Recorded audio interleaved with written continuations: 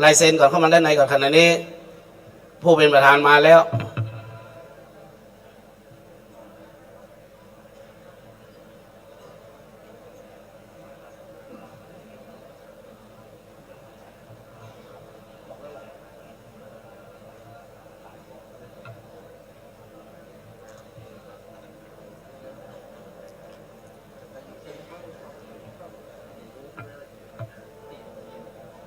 เอาขึ้นไปวางบนเลยหน้ามันเอาได้ครับ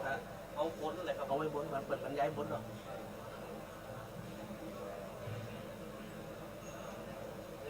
เดี๋ยวอ่านไหมนี่อ่านไหมถ้าอ่านไปเตรียมไว้ละใครอ่านล่ะอ่านเลยได้เลยอ่านดิจะมาเอาตังค์เขาอ่านผมอ่านผมก็อ่านเฉยดิใครก็ถือตั้งของอ่านอ่านเท่าไหร่ตั้งแต่น่าจะไม่ได้จะไปไหว้คือนอนไหนนอนไหนนอนอยู่ที่วัดที่เซซาวหลวงพ่อภาคด้วยใช่ไหมใช่แก้วปิด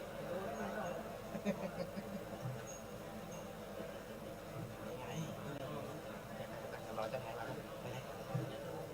ตรงไหนตรงไหน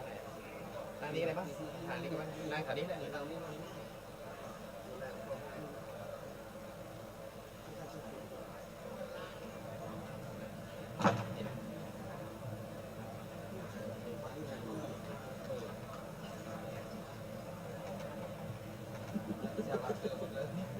เอาแท็บเล็ตจานนี้ไปวางให้ผมตัวนี้แหละของผมมันไอ้นี่ไม่ได้ปิ้นเอ้ยของเจ้านายให้ปิ้นมาเต็มปิ้นนะครับปิ้นเราปิ้นจอยนี่แหละไม่ได้พูดตัวไหนหรือว่าเอาใส่จอยแล้วทำไมมือปลายมันหายไปเหลือ17อ่ะไม่รู้ดิก็นี่ตัวกลางก็ส่งมาเดี๋ยวทวงเราหายไปได้ไงมีจริงใช่ไหมจริงสิ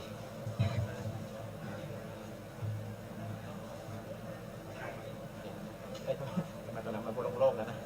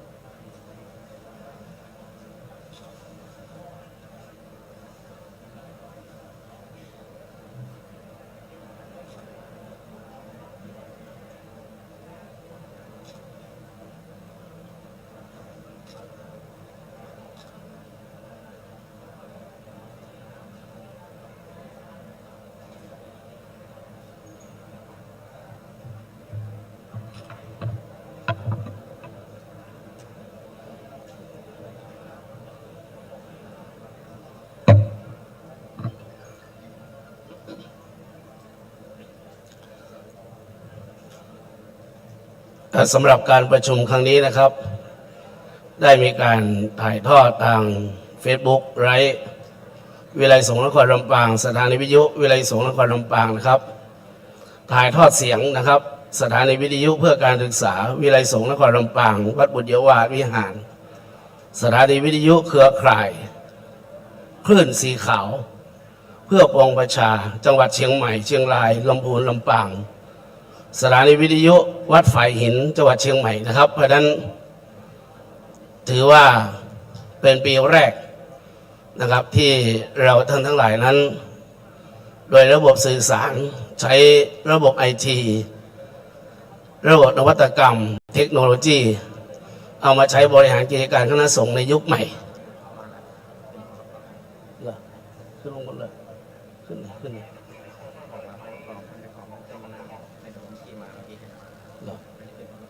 เดี๋ยวผมจะไม่เรียนท่าน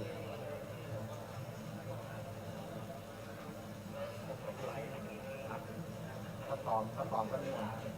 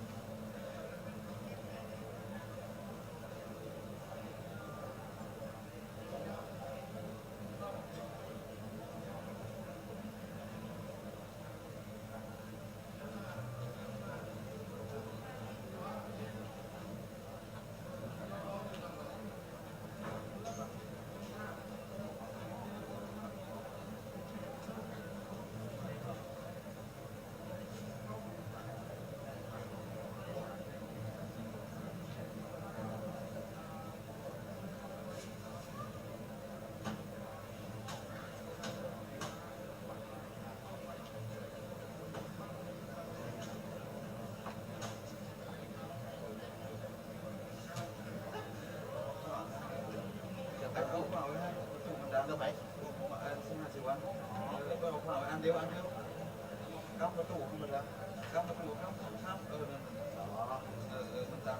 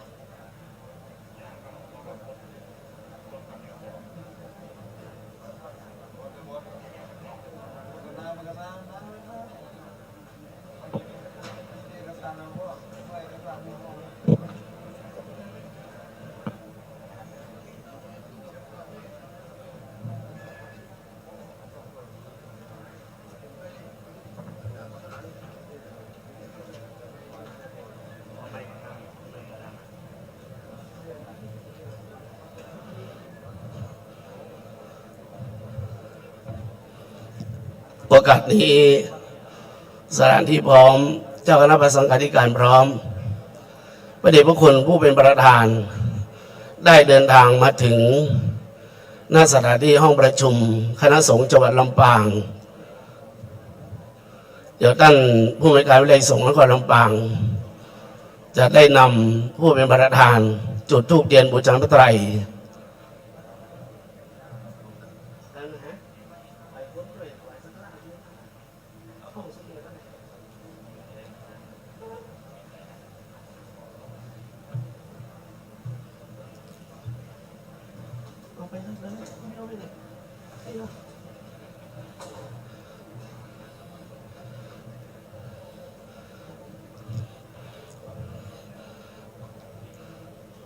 ขณะนี้ผู้เป็นประธานได้เดินทางมาถึงแล้วกราบรัตนานิมนต์พระเดชพระคุณเจ้าคณะพระสังฆาธิการทุกรูปได้ยืนถวายการต้อนรับและเป็นประธานจุดธูปเทียนบูชาพระรัตนตรัยกราบรัตนาด้วยความเคารพอย่างสูงยิ่งครับ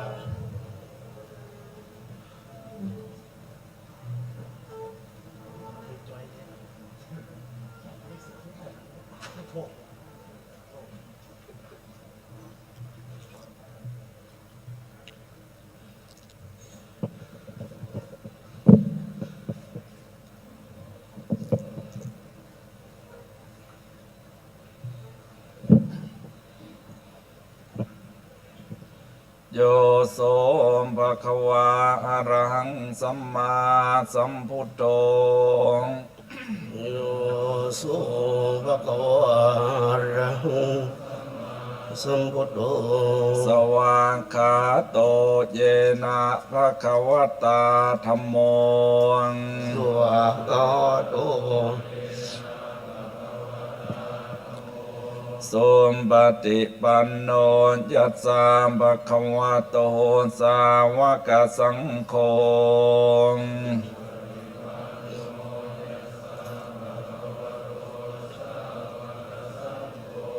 ตัมมยังภะคะวันตังสะธัมมังสะสังฆัง ธัมมยังภะคะวันตังสัทธัมมังสัสสังฆัง อิเมหิสการเรหิยะถารหังอาโรปิเตหิอภิปูชยามา วิเม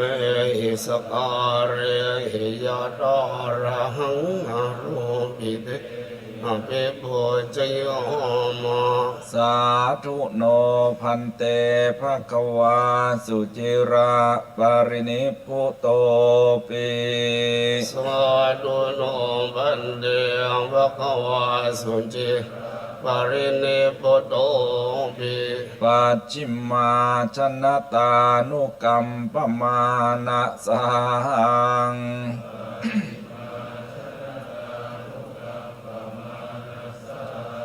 อิเมสกการเรทุคตะปนาการะภูเตปฏิคันหาตุ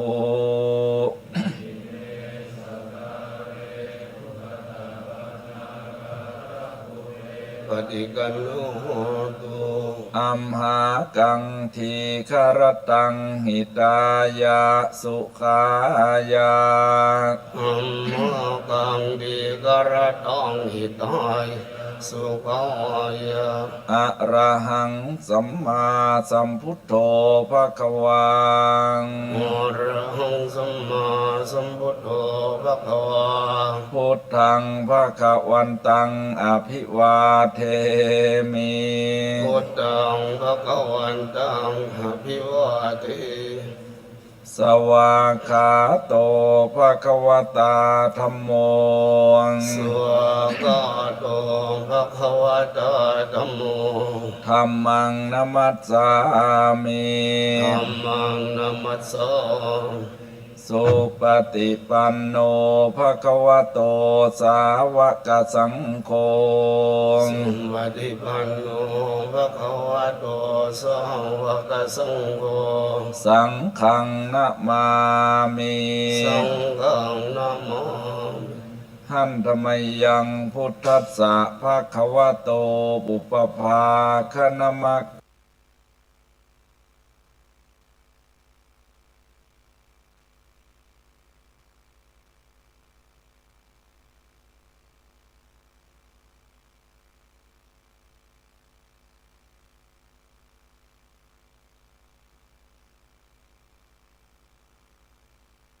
การังกโรม อะหะโตสัมพุทธัสสะ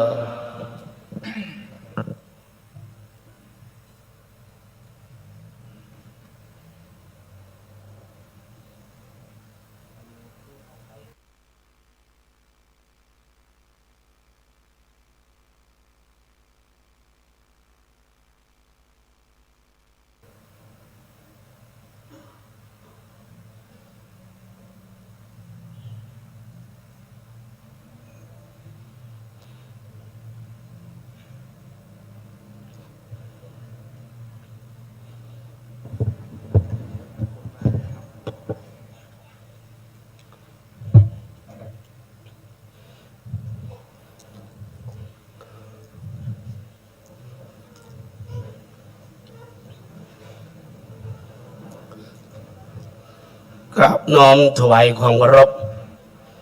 พระเดชพระคุณท่านอาจารย์เจ้าคุณพระธรรมวชิโรดมปรริญญาธรรม9 ประโยครองศาสตราจารย์ด็อกเตอร์เจ้าคณะภาค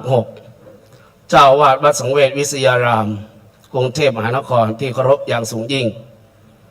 9พระครูสิริรัตนสุพิตรเลขานุการเจ้าคณะจังหวัดลำปางขอประทานอนุญาตเจ้าคณะพระสังฆาธิการและหน่วยราชการเข้าถวายสักการะตามลำดับดังนี้พระบิดกโมรีปรริญญาธรรม9 ประโยคตัวแทนของคณะสงฆ์จังหวัดลำปาง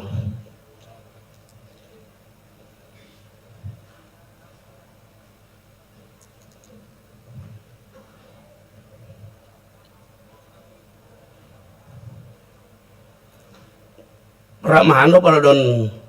สุวรรณเมธีผู้อำนวยการวิไลสงฆ์นครลำปาง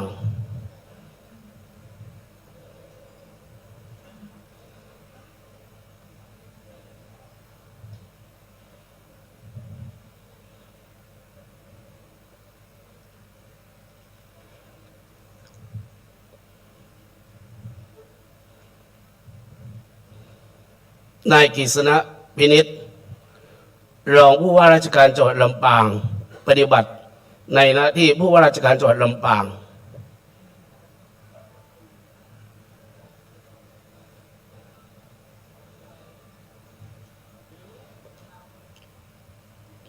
นายคนึงกิจพรหมนุชานนท์ผู้อำนวยการสำนักงานพระพุทธศาสนาจังหวัดลำปาง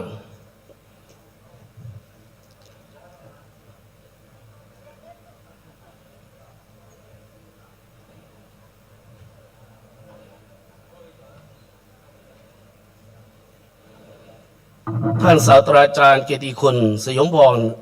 ศิรินาวินที่ปรึกษาผู้อำนวยการวิไลสงฆ์นครลำปาง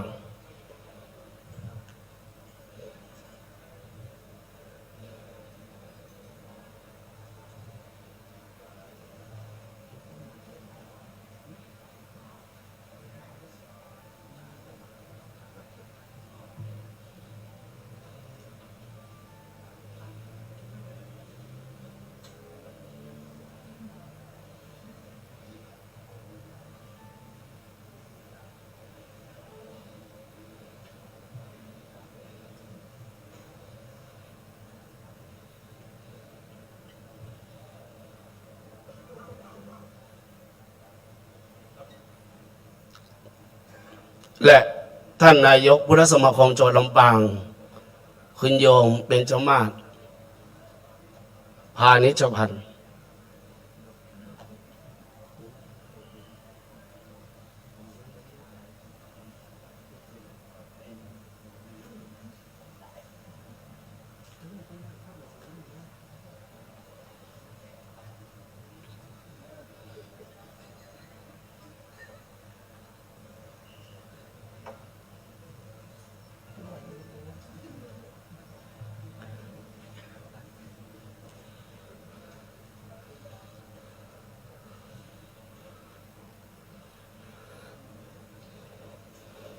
การนี้พระเดชพระคุณได้มีบัญชาแต่งตั้งรองเจ้าคณะอำเภอเมืองลำปางอาราธนาท่านพระมหาสมมาตรปัญญาวชิโรเลขานุการเจ้าคณะภาค 6 เป็นผู้อ่านสัญญาใบประตาตั้งรองเจ้าอำเภอ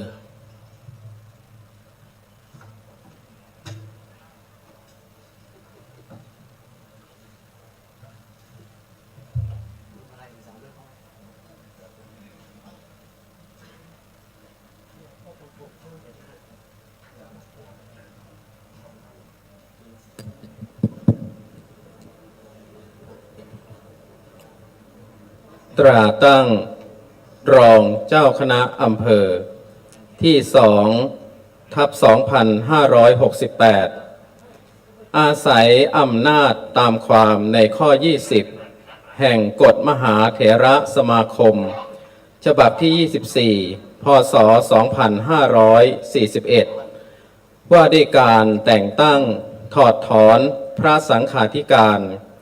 ออกตามความในพระราชบัญญัติคณะสงฆ์พ.ศ. 2505แก้ไขเพิ่มเติมโดยพระราชบัญญัติคณะสงฆ์ฉบับที่2พ.ศ. 2535และโดยอนุมัติของเจ้าคณะใหญ่หนเหนือจึงแต่งตั้งให้พระครูสิริธรรมวิพัฒน์กำจัดฉายายะโสพโนอายุ58พรรษา38วิทยาฐานะปรริญญาธรรม7ประโยคนักธรรมชั้นเอกเศรษฐศาสตร์บัณฑิตวัดสวนดอกตำบลสวนดอกอำเภอเมืองลำปางจังหวัดลำปางปัจจุบันดำรงตำแหน่งเจ้าอาวาสวัดสวนดอกและเจ้าคณะตำบลสวนดอกดำรงตำแหน่งรองเจ้าคณะอำเภอเมืองลำปาง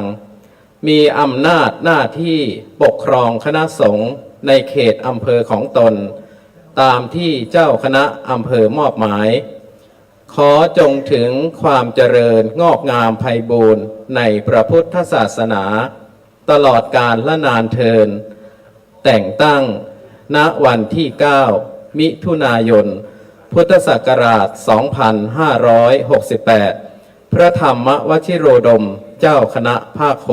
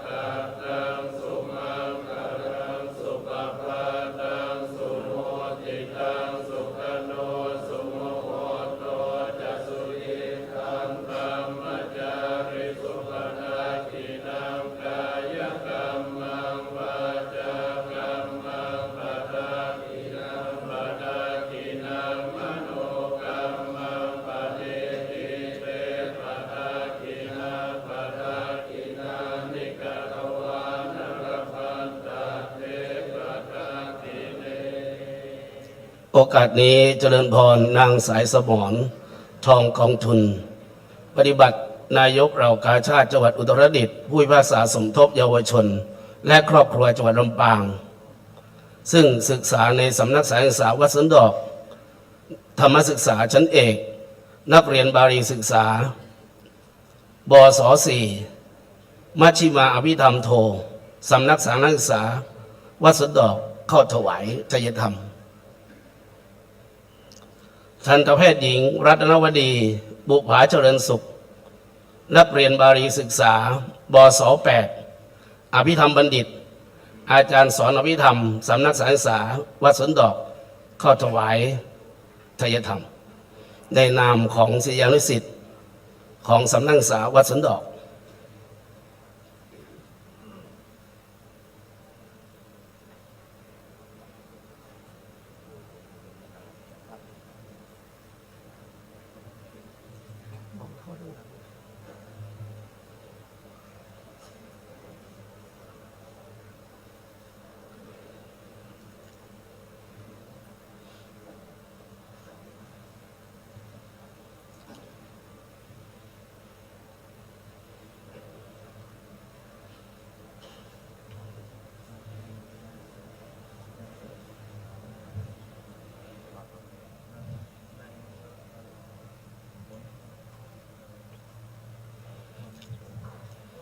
การนี้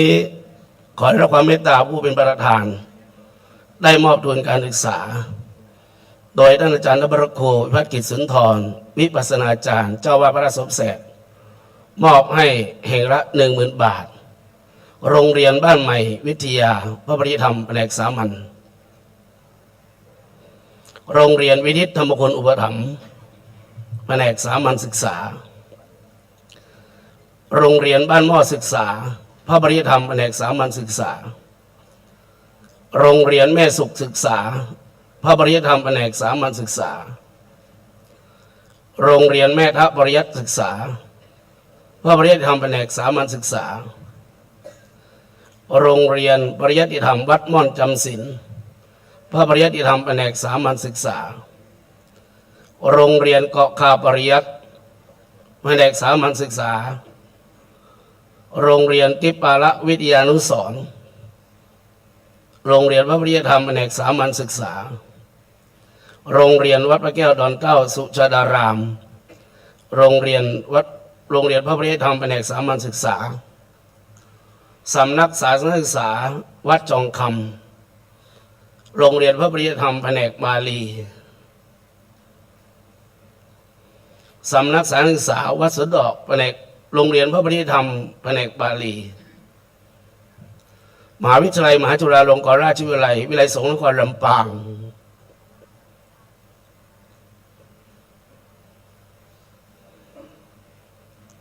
โรงเรียนประดุงวิทย์วัดศรีบุญเรืองในฐานะที่เป็นกัลยาณมิตรบ้านเดียวกันรั้วติดกันของท่านพระครูวิวัฒน์กิจสุนทร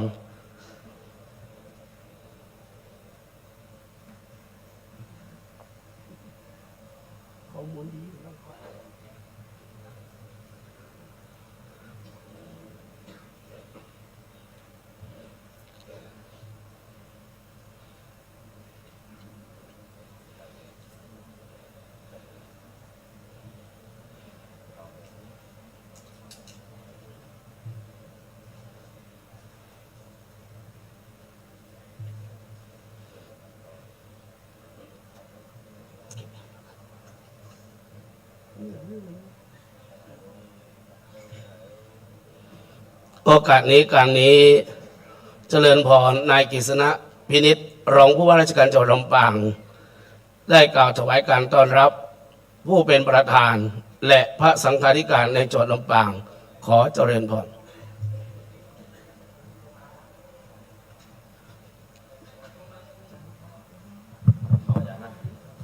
กราบนมัสการพระธรรมวชิโรดมเจ้าคณะภาค 6พระจินดารัตนาพรเจ้าคณะจังหวัดลำปางรองเจ้าคณะจังหวัดลำปางที่เคารพอย่างสูงและกราบนมัสการท่านเจ้าคณะอำเภอ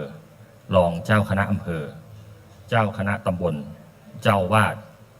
หัวหน้าที่พักสงฆ์เลขานุการที่เคารพยิ่งทุกท่านครับกับผมในนามพุทธศาสนิกชนชาวจังหวัดลำปางรู้สึกเป็นเกียรติอย่างยิ่งที่ได้รับความเมตตาจากพระเดชพระคุณท่านที่ได้กรุณาให้โอกาสถวายการต้อนรับในครั้งนี้นับเป็นโอกาสอันดียิ่งที่พระเดชพระคุณท่านได้เมตตาเดินทางมาเป็นประธานในการประชุมพระสังฆาธิการในเขตปกครองคณะสงฆ์จังหวัดลำปางในครั้งนี้กับผมขอกราบขอบคุณเจ้าคณะพระสังฆาธิการทุกรูปที่ได้เสียสละทั้งใจกายและทุนทรัพย์เพื่อทำนุบำรุงและปกป้องและจันโลงไปซึ่งพระพุทธศาสนา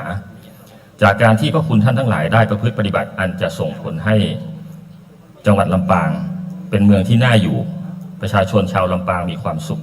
ด้วยการนำเอาหลักธรรมทางพระพุทธศาสนามาใช้ในชีวิตประจำวันโดยเฉพาะอย่างยิ่งกิจกรรมโครงการหมู่บ้านรักษาศีล 5ที่ขับเคลื่อนด้วยดีมาโดยตลอดและหวังเป็นอย่างยิ่งว่าความมั่นคงทางพระพุทธศาสนาและพุทธบริษัทจะเกื้อหนุนซึ่งกันและกันให้ยั่งยืนตลอดไปในช่วงนี้จังหวัดลำปางของเราก็เข้าสู่ฤดูฝนซึ่งปีนี้คาดว่าจะมีปริมาณน้ำฝนที่มากกว่าปีที่ผ่านมากับผมขอฝากพระคุณท่านได้ช่วยกันสอดส่องและสังเกตภัยอันตรายที่เกิดจากน้ำท่วมแผ่นดินถล่มซึ่งอาจสร้างความเสียหายให้แก่เสนาสนะและศาสนวัตถุอันเป็นที่เคารพกราบไหว้ท้ายนี้ในนามของจังหวัดลำปางขอกราบนมัสการว่าฝ่ายบ้านเมืองมุ่งมั่นที่จะได้ช่วยกันทำนุ บำรุงอุปถัมภ์คุ้มครอง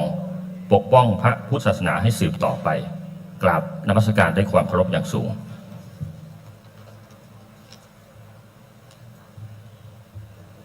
โอกาสนี้เจริญพรท่านรองผู้ว่าราชการจังหวัดลำปางได้รับของที่ระลึกจากพระเดชพระคุณผู้เป็นประธาน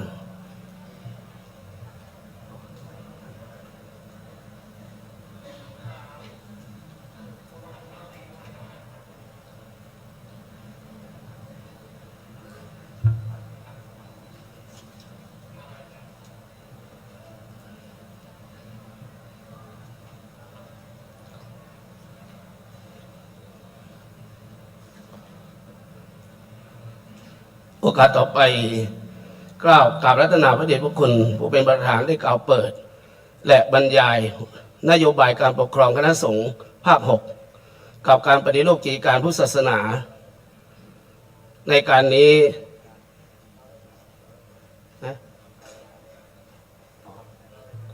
โอกาสนี้กราบรัตนาท่าน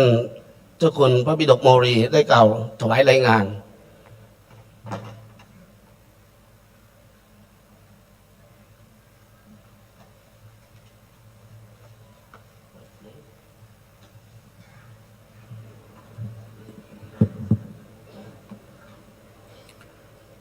กราบเรียนพระเดชพระคุณพระธรรมวชิโรดมเจ้าคณะภาค 6 ที่เคารพอย่างสูงเกล้าพระบิดกโมลีรองเจ้าคณะจังหวัดลำปางประธานปฏิรูปกิจการพระพุทธศาสนาฝ่ายศาสนศึกษาในนามพระเดชพระคุณพระจินดารัตนาพรเจ้าคณะจังหวัดลำปางและคณะสงฆ์จังหวัดลำปางที่ได้มาร่วมอบรมสัมมนากันณหอประชุมคณะสงฆ์จังหวัดลำปางวิทยาลัยสงฆ์นครลำปางแห่งนี้รู้สึกปีติยินดีเป็นอย่างยิ่งที่พระเดชพระคุณได้โปรดเมตตามาเป็นประธานในการอบรมสัมมนาพระสังฆาธิการระดับเจ้าอาวาสรองเจ้าอาวาสผู้ช่วยเจ้าอาวาสผู้รักษาการแทนเจ้าอาวาสเจ้าคณะตำบลและหัวหน้าที่พักสงฆ์ตามมติมหาเถรสมาคมที่ 143/2546 ในเขตปกครองคณะสงฆ์จังหวัดลำปางในวันนี้จึงขอกราบขอบพระคุณพระเดชพระคุณไว้เป็นอย่างสูงมาณโอกาสนี้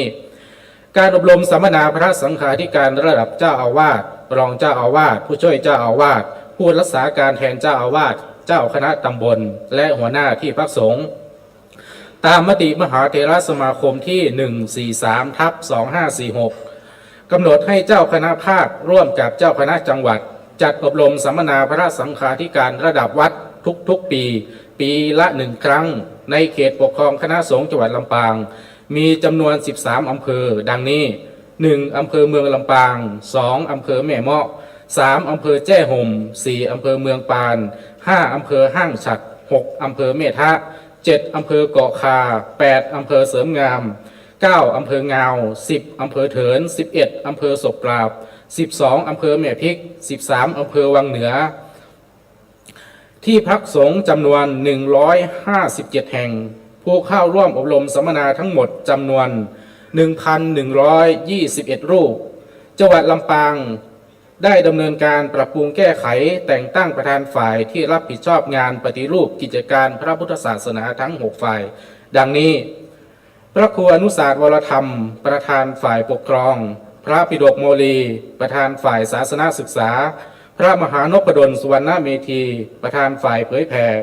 พระครูพิสุทธิ์พัฒนพิธานประธานฝ่ายสาธารณูปการพระครูศิริรัตนโสภิตประธานฝ่ายศึกษาสงเคราะห์พระครูวรการโกวิทประธานฝ่ายสาธารณสงเคราะห์ในการนี้ได้กราบอาราธนาและเจริญพรเรียนเชิญวิทยากรผู้ทรงคุณวุฒิมีความรู้ความสามารถมาถวายความรู้แก่ผู้เข้าร่วมประชุมโดยมีวัตถุประสงค์ดังนี้ 1. เพื่อเป็นการทบทวนบทบาทพระสังฆาธิการให้ปฏิบัติตามพระราชบัญญัติคณะสงฆ์พ.ศ. 2505 แก้ไขเพิ่มเติมพ.ศ. 2535 และได้รับรู้เรียนรู้เข้าใจในพระราชบัญญัติคณะสงฆ์ฉบับที่ 4 พ.ศ. 2561 พร้อมปฏิบัติตามกฎระเบียบคำสั่งประกาศมติมหาเถรสมาคมพระบัญชาสมเด็จพระสังฆราชกติกาสงฆ์หนเหนือและอานัตสงฆ์ภาค 6 2. เพื่อเป็นการรับทราบนโยบายในการบริหารกิจการคณะสงฆ์และการปฏิรูปกิจการพระพุทธศาสนาในด้านต่างๆ 3. เพื่อเป็นการเพิ่มประสิทธิภาพและประสบการณ์ให้แก่พระสังฆาธิการในเขตปกครอง 4. เพื่อให้พระสังฆาธิการตระหนักในหลักอปริหานิยธรรม 5. เพื่อเป็นการรักษาประเพณีอันดีงามของคณะสงฆ์จังหวัดลำปางในการประชุมพระสังฆาธิการในครั้งนี้คณะสงฆ์จังหวัดลำปางได้มีผู้ให้การอุปถัมภ์และสนับสนุนดังนี้ 1. พระเดชพระคุณ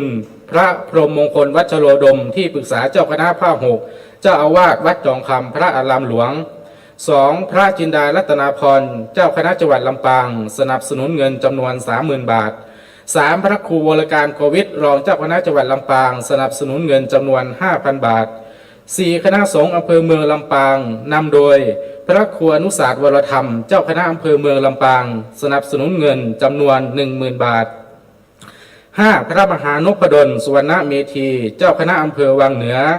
สนับสนุนเงินจำนวน 10,000 บาท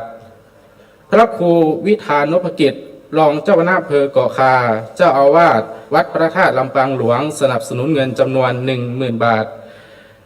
พระครูปัญญาวโรดมเจ้าคณะอำเภอแม่พริกสนับสนุนเงินจำนวน 10,000 บาท พระครูศรีปวรบัณฑิตเจ้าอาวาสวัดอุทุมพร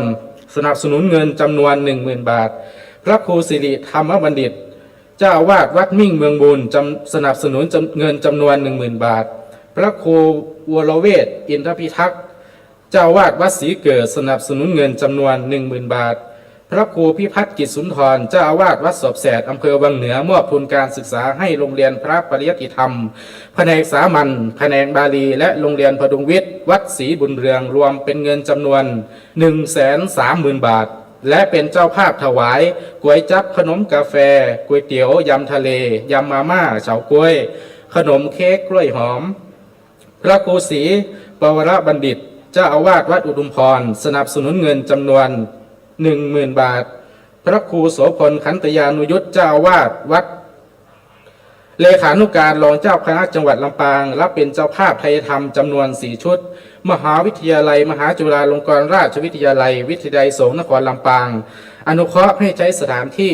จัดสถานที่ฉันภัตตาหารโรงพยาบาลเมืองลำปางจัดวิทยากรถวายความรู้แก่พระสังฆาธิการโรงน้ำแข็งจิตวารีทิพวารีลำปางบริจาคน้ำแข็งตลอดงานประชุมพระอธิการณรงค์ประภากโรเจ้าอาวาสวัดประตูต้นพึ่งถวายน้ำจำนวน 200 แพ็ครวมเป็นจำนวน 2,400 ขวดคุณแม่ภาวินีบูรณจินดารัตน์รีสอร์ทที่ลำปางถวายน้ำจำนวน 100 แพ็ครวมจำนวน 1,200 ขวดพันตำรวจโทชาญวิสุทธิ์ต้นมณีถวายน้ำจำนวน 50 แพ็ครวมเป็นจำนวน 600 ขวดนิ่มซี่เสงถวายน้ำจำนวน 50 แพ็ครวมเป็นจำนวน 600 ขวดพระมหานพดลสุวรรณเมธีเจ้าอาวาสวัดบรรพตสถิตผู้อำนวยการวิทยาลัยสงฆ์นครลำปางสนับสนุนเก้าอี้พระครูสิริธรรมบัณฑิตเจ้าอาวาสวัดมิ่งเมืองมูลสนับสนุนเก้าอี้วัดพระแก้วดอนเต้าสุชาดารามสนับสนุนเก้าอี้พระมหาเถระวิทยาลัยอาชีวศึกษาลำปางสนับสนุนรถ6 ล้อในการบรรทุกมหาวิทยาลัยมหาจุฬาลงกรณราชวิทยาลัยวิทยาลัยสงฆ์นครลำปางจัดลงทานน้ำปานะผัดไทยโรงเรียนวัดพระแก้วดอนเต้าสุชาดารามจัดเตรียมสถานที่และถวายน้ำปานะที่พักสงฆ์ศูนย์ปฏิบัติธรรมลำปางนำโดยพระธรรมธรชาญจิตญาณยุตโตถวายน้ำปานะสำนักงานพระพุทธศาสนาจังหวัดลำปางองค์การบริหารส่วนจังหวัดลำปางสนับสนุนเต็นท์จำนวน10 หลังโรงพยาบาลเกาะคาที่ให้การบริการแก่พระสังฆาธิการบัดนี้ได้เวลาอันสมควรแล้วเกล้าขอกราบอาราธนา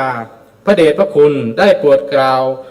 เปิดการอบรมสัมมนาพระสังฆาธิการและได้บรรยายถวายความรู้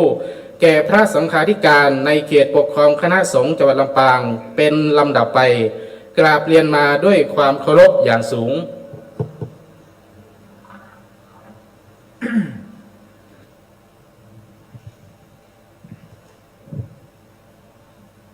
ขอถวายความเคารพพระเดชพระคุณพระจินดารัตนาพร เจ้าคณะจังหวัดลำปาง พร้อมท่านรอง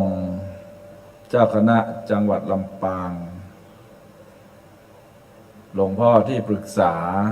เจ้าคณะจังหวัดลำปาง พระเถรานุเถระ ซึ่งมีหลวงพ่อเจ้าคณะอำเภอเป็นต้นเป็นประธาน ขอเจริญพรท่านกฤษณะพินิจท่านรองผู้ว่าราชการจังหวัดลำปาง นายคนึงกิจพรหมนุชานนท์ท่านผู้อำนวยการสำนักงานพระพุทธศาสนาจังหวัดลำปาง ท่านศาสตราจารย์ดร.สยุมพรสิรินาวิน กรรมการผู้ทรงคุณวุฒิคณะกรรมการวิทยาลัยสงฆ์จังหวัดลำปาง คุณโยมเบญจมาศพานิชพันธ์นายกพุทธสมาคม จังหวัดลำปางพร้อมทั้งญาติโยมพุทธศาสนิกชนทุกท่าน ก่อนอื่นก็ต้องขออนุโมทนาขอบคุณคณะสงฆ์จังหวัดลำปางนะซึ่งมีพระเดชพระคุณหลวงพ่อเจ้าคณะจังหวัดลำปางเป็นต้นเป็นประธาน ที่ได้มีสมานฉันท์จัดให้มีการประชุม และก็ตกลงกันขึ้นว่าได้มาจัดในสถานที่แห่งนี้ ซึ่งจริงๆแล้วผมก็เรียนปรึกษาหลวงพ่อเจ้าคณะจังหวัด หลวงพ่อท่านก็ตกลงนะเพราะว่าเราได้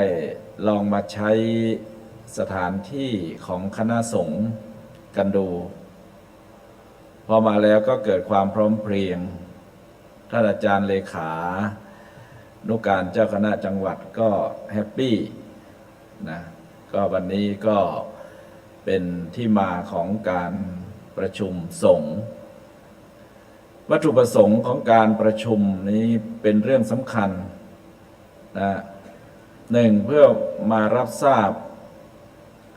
นโยบายของคณะสงฆ์ที่เรากำลังรันกันอยู่ในแผนกิจการพัฒนาคณะสงฆ์ฉบับที่2ปี 2565 ถึง 2568 ว่าในเชิงพัฒนาในเชิงรุกเนี่ยเราจะขับเคลื่อนงานกิจการคณะสงฆ์ของเราโดยเฉพาะงานคณะสงฆ์ภาค 6เป็นไปในทางทิศไหนจะให้บรรลุวัตถุประสงค์อย่างไรเมื่อสิ้นสุดแผนพัฒนากิจการงานคณะสงฆ์อันนี้คือมิติใหม่ของการปกครองคณะสงฆ์หรือการดำเนินการตามกิจการงานคณะสงฆ์6ด้านซึ่งเรารู้กันว่าเป็นพันธกิจนะพันธกิจของคณะสงฆ์6ด้านว่าเราจะขับเคลื่อนไปในทางไหนแล้วก็จะบรรลุเป้าประสงค์อย่างไรคณะสงฆ์ยุคใหม่นี้ต้องพูดเรื่องแผนนะต้องพูดเรื่องแผนพัฒนาแล้วก็ดำเนินตามแผนตรงนั้นซึ่งเขาเรียกว่า Action Plan แผนปฏิบัติการคือจำเดิมมาแต่โบราณกาลนั่นน่ะคณะสงฆ์ของเราเนี่ยก็อยู่ตามจารีตประเพณีเป็นหลักนะอยู่ตามจารีตประเพณีเป็นหลักก็ให้ศีลให้พรญาติโยมไปรักษาวัดไปรักษาศรัทธาญาติโยมในหมู่บ้านของเราไปแต่การมันไม่เป็นเช่นนั้นเมื่อโลกมันผ่านไป โลกมันเปลี่ยนไปประตูบ้านของประเทศมันเปิดไปความสื่อการสื่อสารเทคโนโลยีมันลิงก์กันหมดทั่วโลกการที่เราจะคอนไฟน์ตัวเองสรุปตัวกำหนดตัวเองอยู่ในขอบเขตเดิมเนี่ยโดยไม่ต้องไปรับรู้อะไรเนี่ยมันไม่ได้แล้วมันมีความจำเป็นที่เราจะต้องรู้เขารู้เราเพราะศาสนาในประเทศไทยเนี่ยมันก็ไม่มีเฉพาะศาสนาพุทธนะศาสนิกในประเทศไทยนี้ก็ไม่มีเฉพาะศาสนาพุทธเท่านั้นถึงเราจะบอกว่าประชากรส่วนใหญ่เป็นชาวพุทธแต่เราได้เคยประเมินหรือกำหนดหรือเช็คหรือไม่ว่าความเป็นพุทธของเรานั้นยังอยู่หรือไม่มีมากน้อยเท่าไหร่พระสงฆ์ในฐานะที่เป็นตัวกลางนะในการนำคำสอนของพระพุทธศาสนามาถ่ายทอดต่อให้กับญาติโยมในฐานะเป็นสื่อกลางเนี่ยมีความรู้ความเข้าใจในเรื่องของพระพุทธศาสนาอย่างไรประการหนึ่งและมีความรู้ความเข้าใจในบริบทของพระพุทธศาสนาและคณะสงฆ์ในประเทศไทยอย่างไรหรือไม่ก็พูดมาตามลำดับนะครับพูดถึงตรงนี้ก็ขอโอกาสเปิดไปซะเลยแล้วก็บรรยายต่อให้ต่อเนื่องไปก็ไล่มาทุกจังหวัดสองจังหวัดและจังหวัดของเราเป็นจังหวัดที่3ว่าคณะสงฆ์ที่อยู่ในประเทศไทยตามพรบเนี่ยใช้เวิร์ดดิ้งหรือใช้คำนี้ว่าคณะสงฆ์นะไม่มีคำว่าไทยตามติดนะครับบางทีเราไปดูอ่านอะไรต่างในเว็บไซต์อะไรต่างๆนี้เรายังเป็นคณะสงฆ์ไทยอยู่พรบเขากำหนดคำอยู่2คำเขาเรียกว่าคณะสงฆ์และคณะสงฆ์อื่นคณะสงฆ์หมายถึงบรรดาพระภิกษุที่ได้รับการบรรพชาอุปสมบทตามกฎหมายฉบับนี้หรือกฎหมายที่มีมาก่อนฉบับนี้ไม่ว่าท่านจะปฏิบัติศาสนกิจอยู่ในราชอาณาจักรหรือนอกราชอาณาจักรนี่คือคำจำกัดความของคำว่าคณะสงฆ์ของเราทั้งหลายที่นั่งอยู่ตรงนี้และมันมีอีกคำหนึ่งเขาเรียกว่าคณะสงฆ์อื่นคณะสงฆ์อื่นนี่หมายถึงจีนนิกายและอานัมนิกายหรือว่ายวนนิกายนะครับจีนนิกายหรือยวนนิกายอันนี้คือศัพท์บัญญัติที่ไม่ได้กฎหมายว่าไว้ในกฎหมายท่านทั้งหลายอาจจะตั้งข้อสังเกตว่าเราเป็นพระเนี่ยเราต้องปฏิบัติตามพระธรรมวินัยเท่านั้นไม่ใช่หรือแล้วทำไมจะต้องมีระบบการปกครองทำไมจะต้องมานิมนต์กันมาประชุมทำไมต้องมีเจ้าอาวาสเจ้าคณะตำบลอำเภอจังหวัดซึ่งถ้าไปเทียบกับทางโลกก็เหมือนกับผู้ใหญ่บ้านกำนันนายอำเภอผู้ว่าหรืออธิบดีขึ้นไปเป็นเทียบกับเจ้าคณะภาคอย่างนี้เป็นต้นจริงๆแล้วเนี่ยเราก็รู้กันแล้วแหละนะครับก็บรรยายกันทุกปีประเทศไทยนี่นะถ้าพูดให้ลึกไปเนี่ยอาจจะมีท่านตั้งข้อคำถามหรือไม่ตั้งก็ได้คำถามที่ผุดขึ้นมาในใจของเราเนี่ยอาจจะถามว่าตกลงเนี่ยประเทศไทยหรือเรียกว่ารัฐไทยเนี่ยเป็นรัฐศาสนาหรือเป็นรัฐโลกาวิสัยนะซึ่งถ้าฝรั่งเนี่ยเขาเป็นรัฐโลกาวิสัยแน่นอนภาษาอังกฤษเรียก secular state แต่ประเทศไทยของเราเนี่ยเป็นรัฐศาสนาภาษาอังกฤษเรียก religious state หรือเปล่า รัฐศาสนาคือประเทศนั้นน่ะเขาจะบัญญัติเอาศาสนาเป็นศาสนาประจำชาตินะครับเสร็จเรียบร้อยแล้วก็ลำลองเอาคำสอนของศาสนานั้นน่ะมาเป็นกฎหมายแล้วก็บังคับใช้กับประชากรของประเทศนั้นเขาเรียกว่ารัฐศาสนาเช่นรัฐแถบตะวันออกกลางทั้งหลายเนี่ยเขาก็จะถือว่าเป็นรัฐศาสนาซะโดยมากแต่ถ้าอีกรัฐหนึ่งเขาเรียกว่ารัฐโลกาวิสัยโลกวิสัยเนี่ยคือรัฐที่แยกศาสนาออกจากทางโลกเด็ดขาดนะครับภาษาอังกฤษเรียกว่า secular state เช่นประเทศยุโรปอเมริกาอย่างเงี้ยคือใครจะนับถือศาสนาก็นับไปนับถือไปใครจะไม่มีศาสนาก็ไม่มีไปไม่ได้เกี่ยวไม่ได้สนต่างคนต่างอยู่เติบโตบนกระถางคนละกระถางแต่วกกลับมาที่บ้านเราเนี่ยนะตกลงเราเป็นรัฐอะไรกันแน่ผู้รู้ทั้งหลายก็แต่เป็นรัฐศาสนานี่ก็ไม่ใช่แน่นอนเพราะในประเทศไทยไม่ได้บัญญัติพระพุทธศาสนาเป็นศาสนาประจำชาตินะครับตามธรรมนูญรัฐธรรมนูญใหม่เนี่ยเขาก็บัญญัติโน้มมาทางพระพุทธศาสนาอยู่แต่ศัพท์ที่บัญญัติไว้ในธรรมนูญรัฐธรรมนูญเขาบอกว่าให้รัฐอุปถัมภ์ศาสนาพุทธและทุกและศาสนาอื่นนี่เขาจะให้ความสำคัญแก่ศาสนาพุทธอยู่และคำที่โปรยออกลงมาอีกทีหนึ่งก็ให้รัฐอุปถัมภ์สนับสนุนโดยเฉพาะเรื่องการศึกษาและการเผยแผ่พระพุทธศาสนาเถรวาท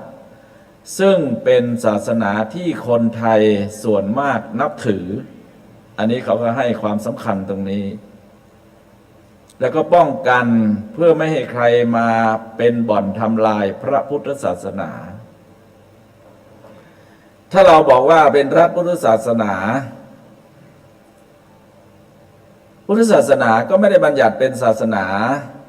แห่งชาติของไทยถ้าบอกว่าไม่เป็นก็มีบทในรัฐธรรมนูญอยู่ตรงนี้ว่าพูดเรื่องศาสนาไม่ว่างานราชพิธีงานรัฐพิธีหรืองานเกี่ยวกับศาสนาต่างๆเราก็มีกรมถึง2กรมที่อุปถัมภ์ดูแลคุ้มครองพุทธศาสนาอยู่คือกรมการศาสนาและสำนักงานพุทธศาสนาแห่งชาติตกลงเขาก็เลยบอกว่าประเทศไทยเนี่ยได้สำคัญอย่างหนึ่งพอถึงวันสำคัญทางพุทธศาสนามาก็ให้ถือเป็นวันหยุดแห่งชาติ เพราะฉะนั้นเขาก็เลยบอกว่าประเทศไทยเนี่ยน่าจะเป็นรัฐกึ่งศาสนานะ semi religious state เป็นรัฐกึ่งศาสนาจะว่าไม่ใช่ก็ไม่เชิงนะจะว่าใช่จะ100%ก็ไม่ใช่ถ้าใช่จริงรัฐธรรมนูญเขาบอกว่าพระสงฆ์ไม่มีสิทธิ์ในการไปยุ่งกับการเมืองพระสงฆ์คือบุคคลต้องห้ามนะไม่ให้ไปลงเลือกตั้งไม่ให้ไปลงคะแนนเสียงไม่ให้สมัครเป็นผู้แทนราษฎรเหมือนประเทศศรีลังกานะที่ประเทศศรีลังกานี่พระในสมัครเป็นสสได้เจ้าวาดสังกัดพรรคหนึ่งผู้ช่วยเจ้าวาดสังกัดอีกพรรคหนึ่งป้ายหาเสียงอยู่คนละมุมกำแพง ไม่รู้วันไหนจะทะเลาะกัน บ้านเราไม่มีกฎหมายก็บัญญัติไว้ว่าห้ามพระไปยุ่งเกี่ยวกับการเมือง แม้แต่มติมหาเถรสมาคมนะครับก็ห้ามไว้นะครับตั้งแต่ปี 2538 แล้วห้ามพระภิกษุสงฆ์เกี่ยวข้องกับการเมือง ไม่ว่าทางตรงหรือทางอ้อมนะสรุปเป็นอย่างนี้ สรุปแล้วประเทศไทยเนี่ยมันก็น่าจะเป็นที่ท่านพูดแหละเป็นเซมิรีเจสเตทก็คือรัฐกึ่งศาสนานั่นแหละนะเพราะฉะนั้นเนี่ยมันก็ย้อนมาคำถามที่ตั้งไว้แต่แรกว่าตกลงเรามาบวชแล้วนิพพานะปัจจโยโหตุแล้วทำไมต้องมานั่งประชุมกันนี้เดี๋ยวเจ้าอาวาสเจ้าหน้าตำบลก็สั่งไปแล้วให้ทำโน่นทำนี่ทำนี่ทำนั่นทำภารกิจคณะสงฆ์6 ด้านด้านการปกครองด้านการศึกษาเผยแผ่ศึกษานูปการศึกษาสงเคราะห์สาธารณสงเคราะห์แล้วทำไมเราไม่ไปอยู่ในถ้ำยุบหนอพองหนอหายใจเข้าหายใจออกกันมันไม่ใช่นะครับประเทศไทยเนี่ยก็ต้องเข้าใจว่าคณะสงฆ์ในประเทศไทยเนี่ยนอกจากจะต้องปฏิบัติตามพระธรรมวินัยแล้วเนี่ยยังต้องปฏิบัติตามกฎหมายสงฆ์อีกใช่ไหมครับที่ท่านทั้งหลายมานั่งอยู่ตรงนี้เนี่ยเนื่องจากว่าท่านต้องปฏิบัติตามกฎหมายสงฆ์นะครับที่จะต้องฟังคำสั่งของผู้บังคับบัญชาซึ่งกฎหมายสงฆ์เนี่ยอันที่จริงก็ออกมาตั้งแต่รัชสมัยรัชกาลที่1แล้วแหละนะครับจริงๆแล้วก่อนที่จะเป็นรัฐไทยนั่นน่ะความผูกพันระหว่างพุทธศาสนาก็เกื้อกูลกันมาตั้งแต่สมัยกรุงสุโขทัยละอยุธยาแต่มาออกเป็นกฎหมายเป็นละอักษรเนี่ยจริงๆแล้วตั้งแต่รัชสมัยรัชกาลที่1แต่เขาโฟกัสไปที่เรื่องอาจาระของพระนะสมัยรัชกาลที่1เนี่ยเขาเรียกว่ากฎหมายตรา3 ดวงนะโฟกัสไปที่อาจาระของพระสมัยก่อนองค์ไหนมีอาจาระไม่มีสมณะสารูปก็จับลงโทษเลยนะครับแต่เป็นรูปเป็นร่างในเมื่อรัฐไทยเข้าสู่ระบบในสายของภาครัฐเข้าเป็นระบบแล้วเนี่ยก็มาดูระบบการปกครองของคณะสงฆ์ว่าจะต้องดำเนินการเคียงคู่ไปกับฟังฝ่ายโลกในสมัยรัชกาลที่5จึงออกกฎหมายนะจึงออกกฎหมายเข้ามาเขาเรียกว่ากฎหมายลักษณะปกครองคณะสงฆ์ 2445 หรือพรบสงฆ์รศ121อันนั้นเป็นกฎหมายฉบับแรกที่เกิดขึ้นในประเทศไทยที่เอามาใช้กับพระสงฆ์จำเดิมแต่โบราณกาลมาโดยเฉพาะพระสงฆ์ในถิ่นล้านนาของเราเนี่ยก็อยู่ตามพระธรรมวินัยอยู่ตามจารีตประเพณีอยู่ตามจารีตของครูบาศรีวิชัยเจ้าของเราเนี่ยเกิดเมื่อปี 2421ท่านมรณภาพเมื่อปี 2481ก็อยู่ในช่วงคาบเกี่ยวของการมีกฎหมายกับยังไม่มีกฎหมายใช่ไหมฮะท่านเกิดในปีในสมัย 2421 นี่ก็สมัยรัชกาลที่5ซึ่งพระองค์ได้ครองราชย์ได้ประมาณ10 ปีครูบาศรีวิชัยเจ้าเกิดและท่านก็มามรณะในปี 2481 ในสมัยรัชกาลที่8ท่านก็เป็นพระในยุคที่ยังไม่มีกฎหมายกับมีกฎหมายเมื่อสมัยรัชกาลที่5ได้ตราพระราชบัญญัติมีพระบรมราชโองการออกกฎหมาย 2445ครูบาของเราก็อยู่ในวัยหนุ่มพอดีใช่ไหมฮะเพราะฉะนั้นเนี่ยคติของครูบาทางเหนือของเราก็ถือตามจารีตประเพณีไงใช่ไหมฮะพอกฎหมายเอามาสวมปุ๊บเนี่ยการสื่อสารมันยังไม่ถึงก็เกิดเขาเรียกว่าอะไรเกิดความย้อนแย้งมันมีเจ้าคณะจังหวัดขึ้นมามีอะไรขึ้นมาก็ไปเช็คดู อะไรจารีตประเพณีของครูบาทั้งหลายเนี่ยในส่วนของครูบาท่านก็บอกว่าก็ท่านถือมาอย่างนี้ใช่ไหมข้าเจ้าถือมาอย่างนี้ยกตัวอย่างเช่นการบวชเนี่ยกฎหมายเขาบอกว่าผู้ใดไม่ได้รับแต่งตั้งให้เป็นพระอุปชฌาย์ไปบังอาจบวชให้คนใดคนหนึ่งโดนจับเข้าคุกอันนี้คือกฎหมายสงฆ์ใช่ไหมฮะแต่ถ้าเราถือตามพระพุทธศาสนาพระธรรมวินัยก็บอกว่า10 พรรษาก็บวชได้แล้ว10 พรรษาก็บวชได้แล้วแล้วตกลงเราจะถือตามพระพุทธเจ้าหรือตามกฎหมายเพราะฉะนั้นจะมีคำถามขึ้นมาว่าตกลงคณะสงฆ์ในเมืองไทยเนี่ยบวชตามกฎหมายหรือบวชตามพระธรรมวินัยใช่ไหมคำตอบที่พอสรุปได้ก็คือว่าบวชตามกฎหมายโดยไม่ขัดหรือแย้งต่อพระธรรมวินัยบวชตามกฎหมายนะครับบวชตามกฎ17ของมหาเถรสมาคมผู้ที่จะบวชให้ต้องเป็นพระอุปชฌาย์ที่ได้รับการแต่งตั้งถ้าไม่ได้รับการแต่งตั้งจะไปถือบอกว่า10 พรรษาแล้วบวชได้ตามวินัยมุขเล่ม2นักธรรมชั้นโทเนี่ยไม่ได้นะครับในประเทศไทยนะส่วนท่านจะไปรู้พม่าภูฏานอะไรอื่นก็เป็นเรื่องของท่านแต่จะเอามาใช้ในเขตแดนของประเทศไทยไม่ได้ถ้าเราไปบวชแม้แต่บวชหน้าไฟก็ไม่ได้นะครับผู้ใดไม่ได้รับแต่งตั้งเป็นพระอุปชฌาย์หรือถูกถอดถอนจากการเป็นพระอุปชฌาย์แล้วไปบวชให้คนใดคนหนึ่งโดนจับเข้าคุกนะครับในพรบสงฆ์อันนี้ก็สังวรไว้จะไปเขาเรียกว่าทำถืออะไรเขาเรียกว่าจะถือเป็นดูมักง่ายไปนะบางองค์อาจจะไม่เป็นไรนะบวชเนนว่าดูบวชเนนหน้าไฟบวชตอนเพลเดี๋ยวบ่าย3มันศึกแล้วไม่มีใครเห็นหรอกประดันเลขาพระลูกศิษย์ไปถ่ายลงใน Facebook อีกไปอวดก็อีกแล้วบวชให้ลูกคนรวยบวชให้ลูกคนหนูนี่ระวังให้ดีอันนี้คือจุดอ่อนของการใช้เทคโนโลยีนะครับต้องระวังให้ดีนะครับเขาไม่ฟังหรอกว่าอาตมาบวชเพื่อพระนิพพานอาตมาจะมายุ่งอาตมาไม่ได้หรอกนะครับมันไม่ได้หรอก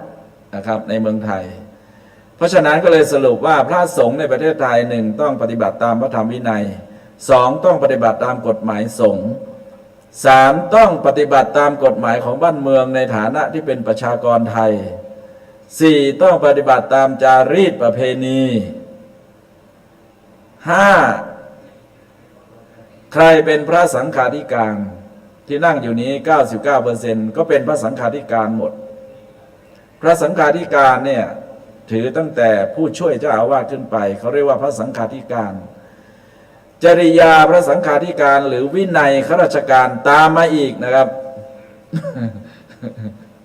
ใช่ไหม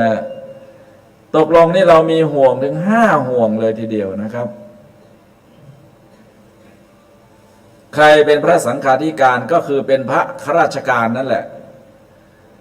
จริยาพระสังฆาธิการหรือวินัยข้าราชการตามมาอีก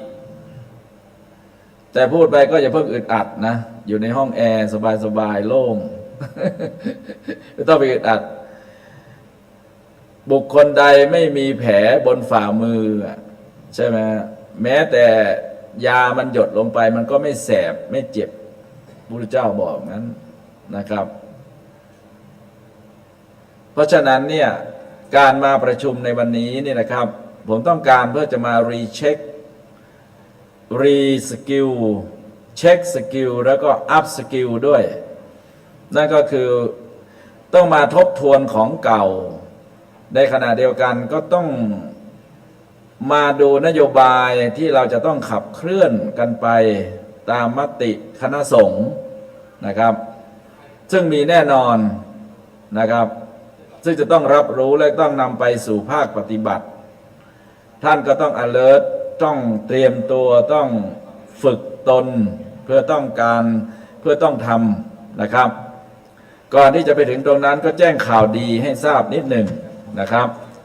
ในส่วนพันธกิจด้านศาสนศึกษาที่คณะสงฆ์เราไปพูดทั่วไปก็คือไปต่อสู้เพื่อเอากฎหมายออกมาเนี่ยตอนนี้ก็ได้แล้วก็เริ่มออกดอกออกผลนะครับ ล่าสุดนี้คณะกรรมการการศึกษาพระปริยคณะกรรมการการบริหารงานบุคคลของคณะสงฆ์ก็อนุมัตินะครับค่าใช้จ่ายหรือค่าตอบแทนให้กับเจ้าสำนักละพูดง่ายๆก็คือเงินเดือนนั่นแหละนะให้แก่ท่านแล้วมีเจ้าสำนักไหนบ้างนะครับในจังหวัดลำปางของเรานี้มีถึง17แห่งนะครับอันนี้คือ finalize แล้วนะครับตกลงและเตรียมสมุดบัญชีไว้เลยนะครับอนุมัติโดยกฎหมายเรียบร้อยละมีวัดพระแก้วดอนเต้าสุชาดาราม2สำนักศาสนาสาวัดพระเจดีย์ซาวหลังนะครับถ้ามีลิสต์อยู่ตรงนี้คือว่าท่านเป็นสำนักที่ได้รับการ approve แล้วนะครับว่าเป็นสำนักที่ถูกต้องตามกฎหมายและมีสิทธิ์รับนิตยพัฒน์เงินเดือนละ 22,000ใช่นะครับปีก็หลายแสนอยู่ซึ่งเป็นประวัติศาสตร์ของคณะสงฆ์ที่เราไปผลักดันให้ได้กฎหมายเราก็สามารถใช้สิทธิ์ตามกฎหมายไปของบประมาณแผ่นดินมาบริหารจัดการงานการศึกษานักธรรมบาลีและปริยัติธรรมแผนกสามัญที่พูดนี้คือเจ้าสำนักศาสนศึกษานะครับ1เจ้าสำนักวัดพระแก้วดอนเต้ามีสิทธิ์นะครับ2วัดเจดีย์พระเจดีย์ซาวหลัง3วัดสนดอก4วัดห้วยคิง5วัดปลายนาหลวง6วัดนาแก้วตะวันตก7วัดบ้านใหม่8สำนักแม่พริกลุ่มแม่พริกกลุ่มนี่นะครับแม่พริกลุ่ม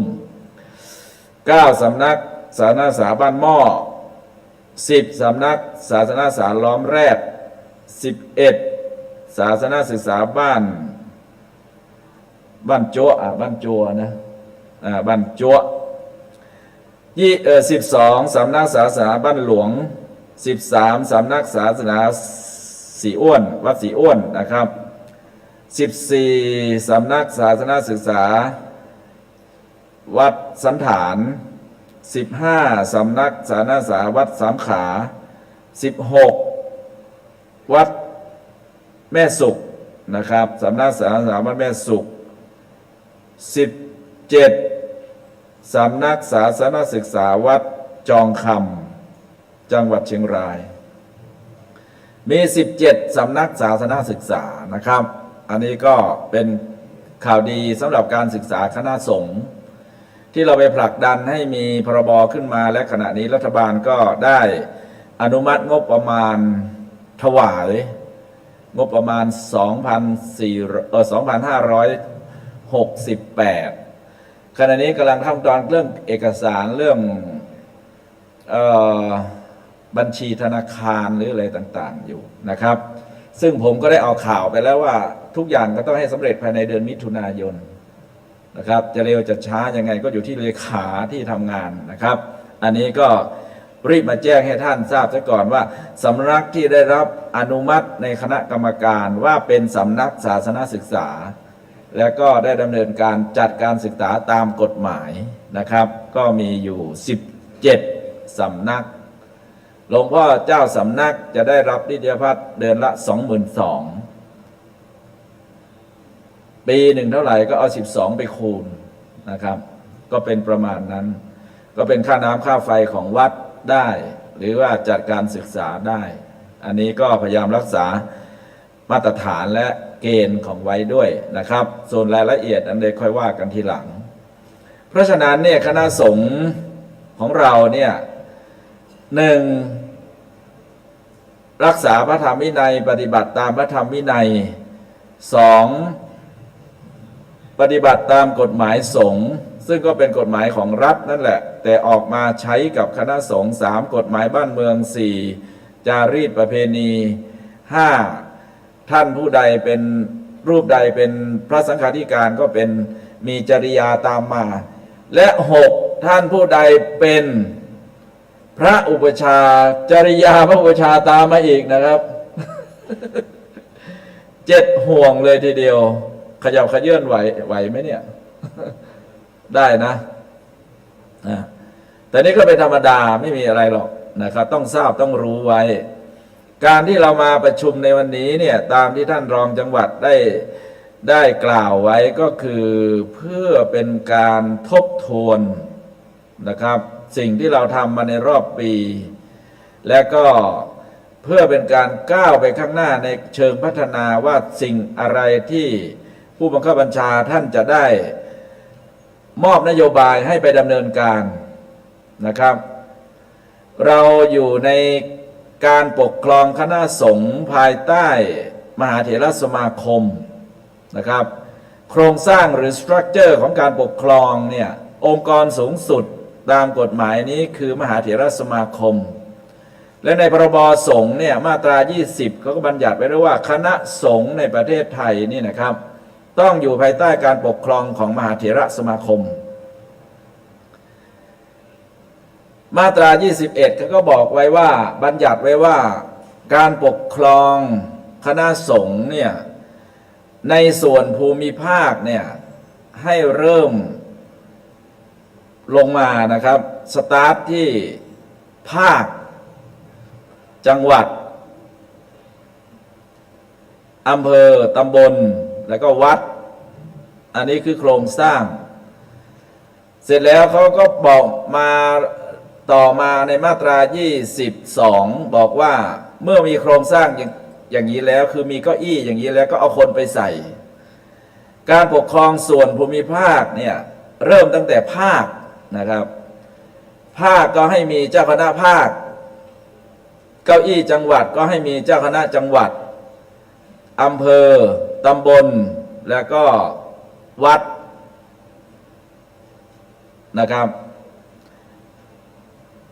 จริงๆการปกครองคณะสงฆ์เริ่มแต่สูงสุดคือมหาเถรสมาคมมหาเถรสมาคมปกครองคณะสงฆ์ทั่วประเทศเสร็จแล้วก็แบ่งออกมาเป็นหน4 หนบวกกับ1 คณะ4 หนก็คือในส่วนของมหานิกายหนเหนือหนกลางหนตะวันออกหนใต้บวกอีก1 คณะคือคณะธรรมยุตตนิกายธรรมยุติกานิกายหรือพูดง่ายๆคือคณะธรรมยุตเจ้าคณะปกครองเจ้าคณะภาคเจ้าคณะใหญ่นะเจ้าคณะใหญ่ปกครองเจ้าคณะภาค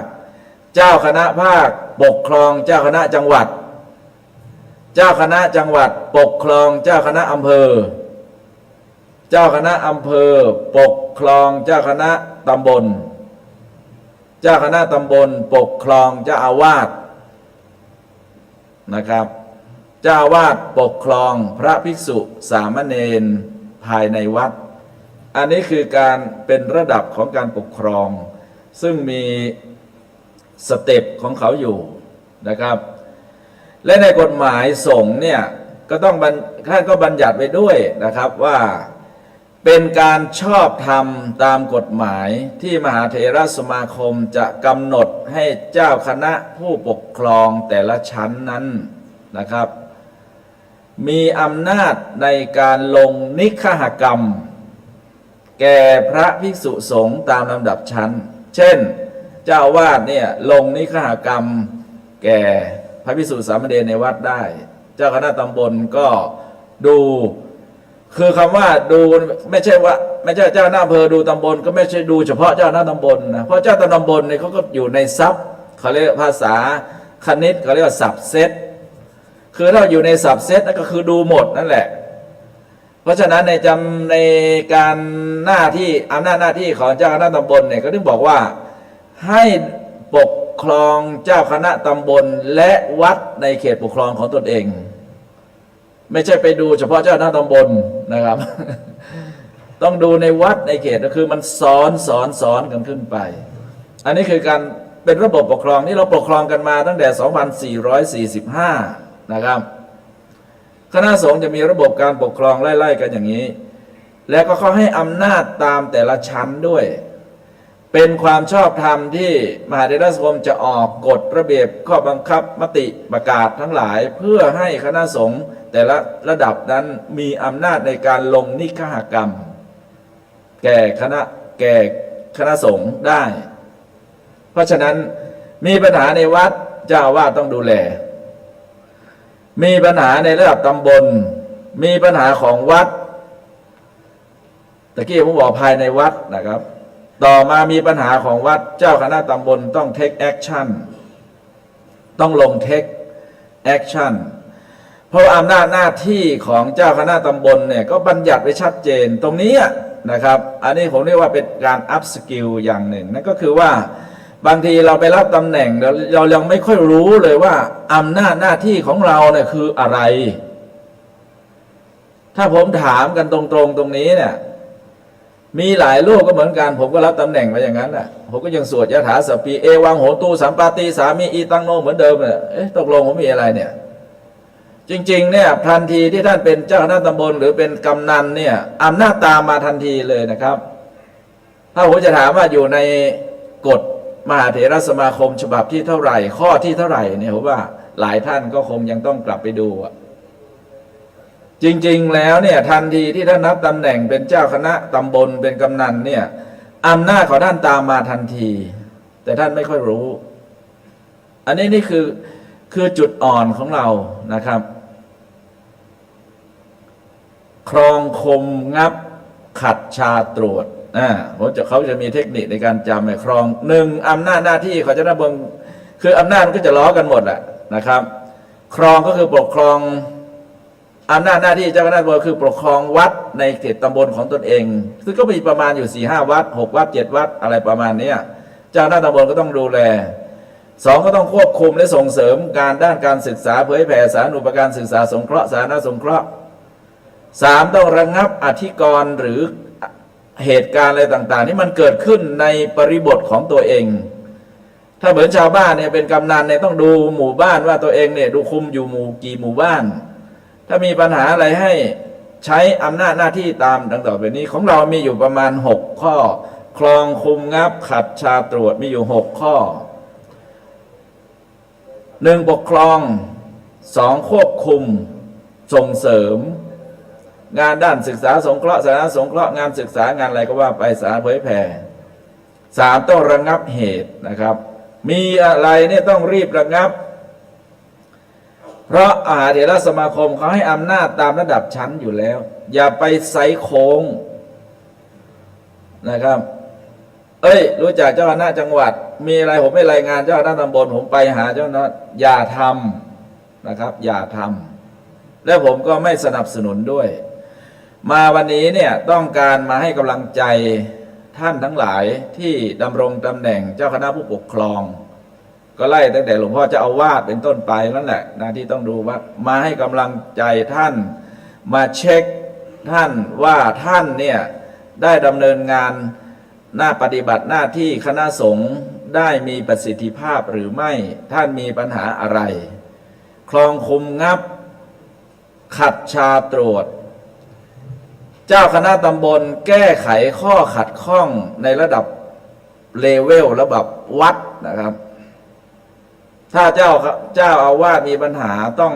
เข้าไปหาหลวงพ่อเจ้าคณะตำบลก่อนอย่าไปไซโค้งวิ่งมาหาหลวงพ่ออำเภอเพราะท่านก็ยังห่างไปเพราะฉะนั้นเนี่ยเขาถึงบอกว่าในผู้บังคับบัญชาเหนือตนเนี่ยเขามีศัพท์นี้อยู่นะครับเพราะฉะนั้นมีรายงานท่านก่อนบางทีท่านก็เสียหน้าทำไมเรื่องไปถึงหลวงพ่อเจ้าคณะจังหวัดแล้วล่ะผมเป็นอำเภอเป็นตำบลผมยังไม่รู้เรื่องเลยใช่ไหมล่าสุดเนี่ยผมก็ตกใจนะก่อนที่ผมจะมาตรงนี้นะครับสำนักเลขาสมเด็จพระสังฆราชแต่ก็เป็นเจ้าหน้าที่นะแจ้งมาบอกว่ามีพระจากคณะสงฆ์ภาค 6ไปถึงวัดราชบพิตรจะเข้าเฝ้าสมเด็จพระสังฆราชเป็นคณะสงฆ์ภาค 6นะผมกำลังจะเตรียมตัวขึ้นเครื่องบินนะพวกลายโทรมา อะไรกันเนี่ย ก็เลยให้เลขาได้เช็คก็ได้ความ เพราะว่าระดับสูงระดับนั้นท่านก็ต้องดูว่าใครอยู่ในช่องทางไหนมีการปกครองอย่างไงใช่ไหมทราบว่าเป็นคณะสงฆ์ภาค 6ฝ่ายมหานิกายด้วย ไปจะกราบทูลบอกว่ามีเจตนากราบทูลพระองค์ท่าน เกิดข้อขัดข้องหมองใจ ก็เช็คให้เลขาเช็คทราบความมาว่าน้อยใจเจ้าคณะตำบลไม่ให้สวดปาติโมกข์ดูสิเรื่องนี้ ผมเก่งผมมีความรู้ทำไมเจ้าคณะตำบลไปนิมนต์พระอีกองค์หนึ่งสวดได้บ้างไม่ได้บ้าง เปิดหนังสือบ้าง ผมมีความรู้ทำไมไม่นิมนต์ผมไปสวดปาติโมกข์เห็นไหมไอ้เรื่องนี้จริงๆแล้วใครควรจะระงับเหตุเบื้องต้นนะมันก็เรื่องจิ๊บจอย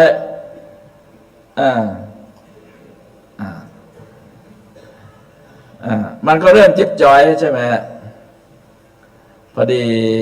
ท่านพ่อเมืองของเรานะท่านจะได้ท่านมีงานราชการท่านเมตตามากนะมารับทราบรับรู้การคณะสงฆ์แล้วก็กล่าวต้อนรับท่านจะได้กลับนะขออนุโมทนาท่านรองผู้ว่าปฏิบัติหน้าที่ผู้ว่าราชการจังหวัดนะขอเชิญเจริญพรท่าน เรามีงานราชการเนี่ยนับเป็นชั่วโมงเลยนะ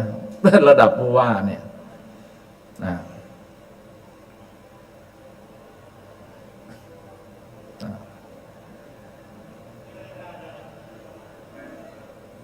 ละก็คุยต่อนะครับ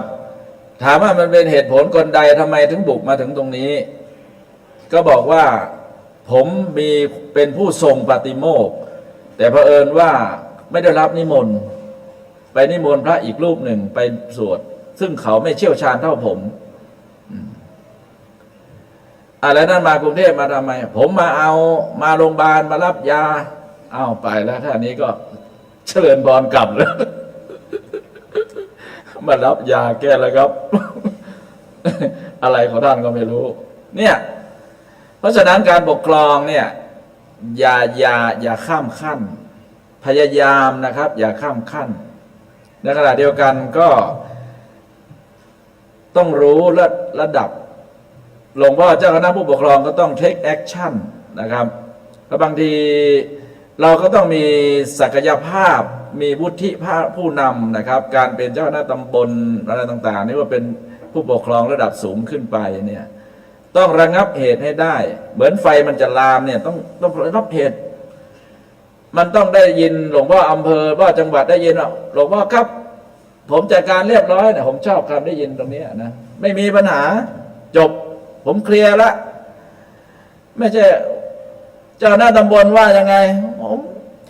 เอามันไม่อยู่ผมไม่รู้ว่ายังไงหลวงพ่อจะเอาไงก็ว่าไปเถอะเนี่ยผมว่าหลวงพ่อจังหวัดนะท่านรองจังหวัดดูด้วยนะ ยกได้ก็ยกไป ก็เอาที่มันช่วยงานได้อะนะก็ต้องดูด้วยเขาให้อำนาจมาแล้วนะครับหลวงพ่อตำบลนะครับผมต้องให้เกียรติอยู่เสมอว่าท่านเป็นเจ้าหน้าบนท่านต้องฟังท่านไอ้ส่วนความสัมพันธ์ส่วนตัวหรือความสัมพันธ์ในเชิงสัตธิวิหาริกอันเตวาสิกตามพระธรรมวินัยมันก็อีกเรื่องหนึ่งนะครับเจ้าคณะตำบลต้องออกตรวจงานพอหลวงพ่อตำบลออกเลยไอ้นี่มันลูกศิษย์กูนี่กูจับหัวมันบวชเนี่ยนั้นมันจะมาอะไรมาตรวจเช็ควัดกูได้ยังไงใช่ไหมอย่างเงี้ยผมว่าไม่ถูกนะอันนี้ถือว่าท่านไม่ได้ส่งเสริมจริยาพระสังฆาธิการนะครับจริยาพระสังฆาธิการมันมีเอื้อเฟื้อเชื่อฟังตั้งใจชอบสุภาพสามัคคีอำนวยความสะดวกรักษาความลับของคณะสงฆ์เนี่ยข้อที่7เนี่ยอำนวยความสะดวกถ้าหลวงพ่อกระอักกระอ่วนใจที่จะไปต้อนรับลูกศิษย์ก็มอบให้ผู้ช่วยดิพระองค์ใดองค์หนึ่ง อย่าไปบอกเฮ้ยไอ้นี่มันลูกศิษย์กูจะดูมวยนั่นมันอะไรมาตรวจงานราชการตอนนี้ ก็เขาเป็นเจ้าหน้าตำบลน่ะ ถึงเขาจะเป็นลูกศิษย์แต่เขาเป็นเจ้าหน้าตำบลน่ะเจ้าหน้าตำบลก็ต้องวางตัวให้มันเป็นตามพระธรรมวินัยใช่ไหมครับไม่ใช่ผมเป็นเจ้าหน้าตำบลหลวงพ่อเป็นลูกน้องผมมากราบผมหน่อยนี่ไม่ใช่หรอกว่า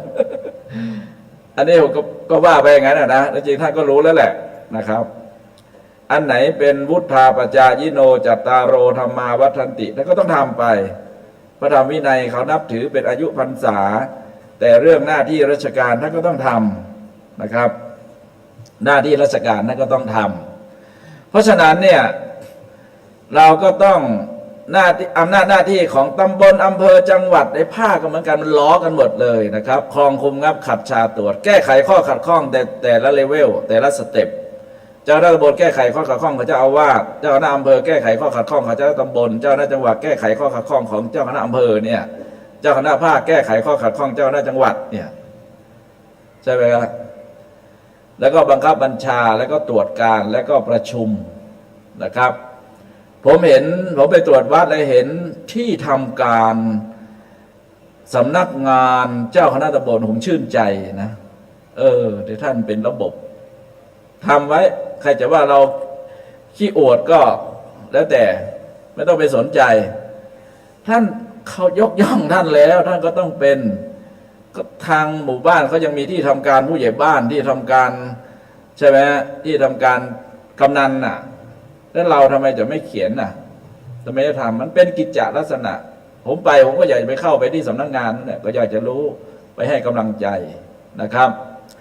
เพราะฉะนั้นเนี่ยการปกครอง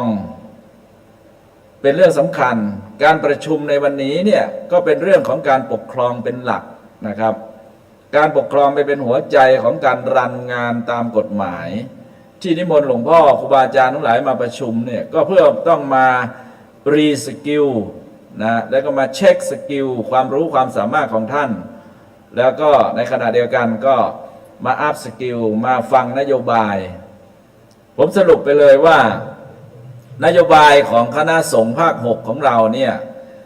ยังถือตามแผนพัฒนากิจการงานคณะสงฆ์อยู่นะครับเป็นแผนฉบับที่2ซึ่งมีแผนที่ชัดเจนเริ่มตั้งแต่ปี 2500 ต่อจากนะครับไม่ใช่เริ่มต่อจากแผนฉบับที่1ระยะเวลา5ปีคือ 2565 ถึง 2569 เราเขียนเป็นแผนแอคชั่นแพลน5 ปีไว้แล้วการปกครองคณะสงฆ์ตามปฏิรูปกิจการพุทธศาสนาเนี่ยคณะสงฆ์มีนโยบายให้กระจายอำนาจหน้าที่ให้เจ้าคณะผู้ปกครองได้ช่วยกันดูแลกิจการคณะสงฆ์สมัยก่อนอาจจะรวมเป็นคอขวดนะครับงานทุกอย่างไหลมาที่เจ้าคณะจังหวัดพอเจ้าคณะจังหวัดจะกระจายงานออกไปไม่รู้ใครเป็นตีนเป็นมือเป็นเท้าขอโทษเป็นมือเป็นเท้าให้ปัจจุบันในคณะสงฆ์มีนโยบายว่าให้แต่ละจังหวัดเนี่ยตั้งคณะกรรมการหรือแม่ทัพงาน6ด้านของคณะสงฆ์นะครับงาน6ด้านของคณะสงฆ์ก็คืองานด้านปกครองงานด้านศาสนศึกษางานด้านการเผยแผ่งานด้านศึกษาสงเคราะห์งานด้านศาสนสงเคราะห์และงานบวก1คือพุทธมณฑลประจำจังหวัดนะครับทั้งงาน6+1นี้ขอให้เจ้าคณะจังหวัดแต่งตั้งผู้มาสนองงานซึ่งผมเช็คภายในมาแต่ละจังหวัดไม่ใช่เช็คแต่ละจังหวัดก็รายงานกันหมดแล้วนะครับ2จังหวัดที่ผ่านมาชัดเจนเป๊ะแล้วผมเช็คของจังหวัดลำปางก็มีชัดเจนละชื่นใจงานด้านปกครองที่สนองงานหลวงพ่อเจ้าคณะจังหวัดนั่นก็คือหลวงพ่อพระครูอนุสาสน์วรธรรมนะครับเป็นประธานฝ่ายปกครองของคณะของจังหวัดลำปางนะครับ มีงานอะไรสมัยก่อนนี่มันลงที่จังหวัดหมดเลยนะครับ ตอนนี้เนี่ยให้หลวงพ่อเจ้าคณะอำเภอเมืองเนี่ยเป็นผู้สนองงาน มีอะไรเกิดขึ้นให้รายงานให้เลขาจังหวัดเนี่ยประสานไปที่แม่ทัพด้านการปกครองก่อน คือวัดบุญยวาสในที่เมื่อดำเนินการอย่างไรก็รายงานหลวงพ่อทีหลังเห็นไหมท่านก็ไม่ต้องเอาอกไปรับกระสุนมีอะไรเคลียร์กัน เมื่อฟังที่จังหวัดแพร่ชื่นใจเขาก็มอบให้เจ้าคณะอำเภอรองเป็นฝ่ายปกครองท่านก็เด็ดขาดอธิกรณ์เหตุอะไรต่างๆนี่สงบระงับหมดท่านรายงานหลอดระยะ1 ปีไม่มีเหตุการณ์อะไรที่เกิดขึ้นอันนี้คือความวิสัยทัศน์ของคณะสงฆ์และการปกครองของคณะสงฆ์ก็จะราบรื่นนอกจากเรามีผู้ปกครองประจำตำแหน่งแล้วเรายังมีคณะกรรมการฝ่ายปกครองที่จะต้องรันงานดูภาพเป็นโอเวอร์วิวทั้งหมดใครควรจะจ่ายไปให้ใครมีปัญหาตรงอำเภอไหนตำบลไหนฝ่ายปกครองจ่ายไปจำหน่ายไปนะครับฝ่ายปกครองนะครับฝากให้ทราบร่วมคณะกรรมการเป็นหลักนะครับทุกทีก็ทราบกันทุกรูปนะครับงานที่จะต้องทำในแผนปฏิบัติการคณะสงฆ์ของภาค 6ของเรานี่2 งานใหญ่ๆนะครับในช่วง5 ปีนี้1เรื่องพระวินิยาธิการนะครับหลวงพ่อจะจัดอบรมจะอะไรต่างๆนี่ก็เป็นอำนาจหน้าที่ของหลวงพ่อเจ้าคณะจังหวัดโคกับเจ้าคณะฝ่ายปกครองแม่ทัพฝ่ายปกครองเรายังไม่เข้าใจกันไม่ตกลงกันไม่อะไรกันยังไม่มีการอัพสกิลรีสกิลมาเช็คมาตรวจความรู้ความสามารถหลวงพ่อจะจัดอบรมซะหน่อยก็ได้มารายงานตัวตำรวจพระเพราะ1 ตำบลมี2 รูปใช่ไหมมี2 รูปของเรามีกี่ตำบลก็เอา2ไปคูณก็ได้เป็นร้อยนะครับก็มีเป็นร้อยเป็นร้อยตำรวจก็ต้องมารู้นะนโยบายของจังหวัดใครคุมเหนือคุมใต้ใครคุมตั้งไหนก็ดูกันไปนะครับนี่ฝากฝ่ายปกครองไม่ต้องแอคชั่นหน่อยนะครับก็จริงๆแล้วก็มันก็ทำงานได้ดีนะครับลำปางนี่ก็ไม่มีอะไรงานที่2นะครับฝ่ายปกครองนะครับที่จะต้องทำเป็นงานใหม่และเป็นงานนโยบายของคณะสงฆ์ภาค 6ของเราที่ตกลงกันแล้วนั่นก็คือการจัดทำข้อมูลพื้นฐานเรียกชื่อย่อว่าจปท.จุดสจุด6จปท.ส6นะครับจปท.ส6นั่นคือต้องทำรายงานต้องทำตั้งแต่วันนี้เป็นต้นไปนะครับคิดเลยนะครับจริงๆแล้วท่านเลขาจังหวัดเนี่ยในฐานะที่เป็นตัวกลางประสานทั้ง6 แม่ทัพ7 แม่ทัพเนี่ยท่านก็ช่วยเคลียร์ทางไปได้เยอะแล้วตะกี้ท่านรายงานผมในภายนอกแล้วข้างนอกแล้วนะครับนอกเวทีแล้วนั่นก็คือให้ทำฐานข้อมูลคณะสงฆ์ในจังหวัดลำปางของเรามันจะมีกี่ไอเทมมีกี่หัวข้อก็มันก็อยู่ที่บริบทของแต่ละจังหวัดเช่นจังหวัดน่านเนี่ยมีถึง60 กว่ารายการนะครับจังหวัดแพร่ก็มีประมาณ50 กว่ารายการของลำปางของเราก็คงไม่ต่ำกว่านั้นวัดในจังหวัดลำปางมีกี่วัดสำนักสงฆ์มีกี่สำนักสงฆ์ที่พักสงฆ์มีกี่ที่พักพระอารามหลวงพระครูสัญญาบัตรพระราชาคณะพระครูสัญญาบัตรสำนักปฏิบัติธรรมพระอุปชาพระธรรมจาริกไปหาข้อมูลมาให้หมดนะครับแล้วก็อัปเดตทุก3 เดือนโดยเฉพาะจำนวนของพระภิกษุในจังหวัดลำปางมีกี่รูปสามเณรในจังหวัดลำปางมีกี่รูปการทำฐานข้อมูลเนี่ย ทำเพื่อประโยชน์สองอย่างนะครับหนึ่งเพื่อแก้ปัญหาสองเพื่อพัฒนานะครับแก้ปัญหาก็เช่นกับว่าถ้าเรามีฐานข้อมูลอยู่ในมือเนี่ยเราดูโอ้มาถึงรายการวัดร้างใช่ไหมครับวัดร้างในจังหวัดลำปางถ้าเราเห็นข้อมูลโอ้มันมีตั้งเยอะอันนี้จะเริ่มแก้ปัญหาแล้วเราจะพัฒนาอย่างไรโอ้ไม่ไหวแล้ววัดจังหวัดเรานี่วัดร้างเยอะมากเลยจะหาวิธีอย่างไรก็ต้องประสานไปนะครับฝ่ายปกครองเลขาจังหวัดและก็ฝ่ายปกครองสนองงานหลวงพ่อเจ้าคณะจังหวัดจะมีวิธีการอย่างไรจะยกวัดร้างขึ้นเป็นมีวัดมีพิพิธภัณฑ์จะหาพระรูปโน้นรูปนี้ไปอยู่จังหวัดลำปางมีพระภิกษุกี่รูปวัดของเรามีกี่วัดวางนโยบายกระจายมันไปอยู่ไหมเอาองค์นี้เริ่มเก่งและจบปริญญาตรีจบนักธรรมแล้วเอาไปอยู่ตรงนั้นไปอยู่ตรงนี้ไปอยู่ตรงนั้นเนี่ย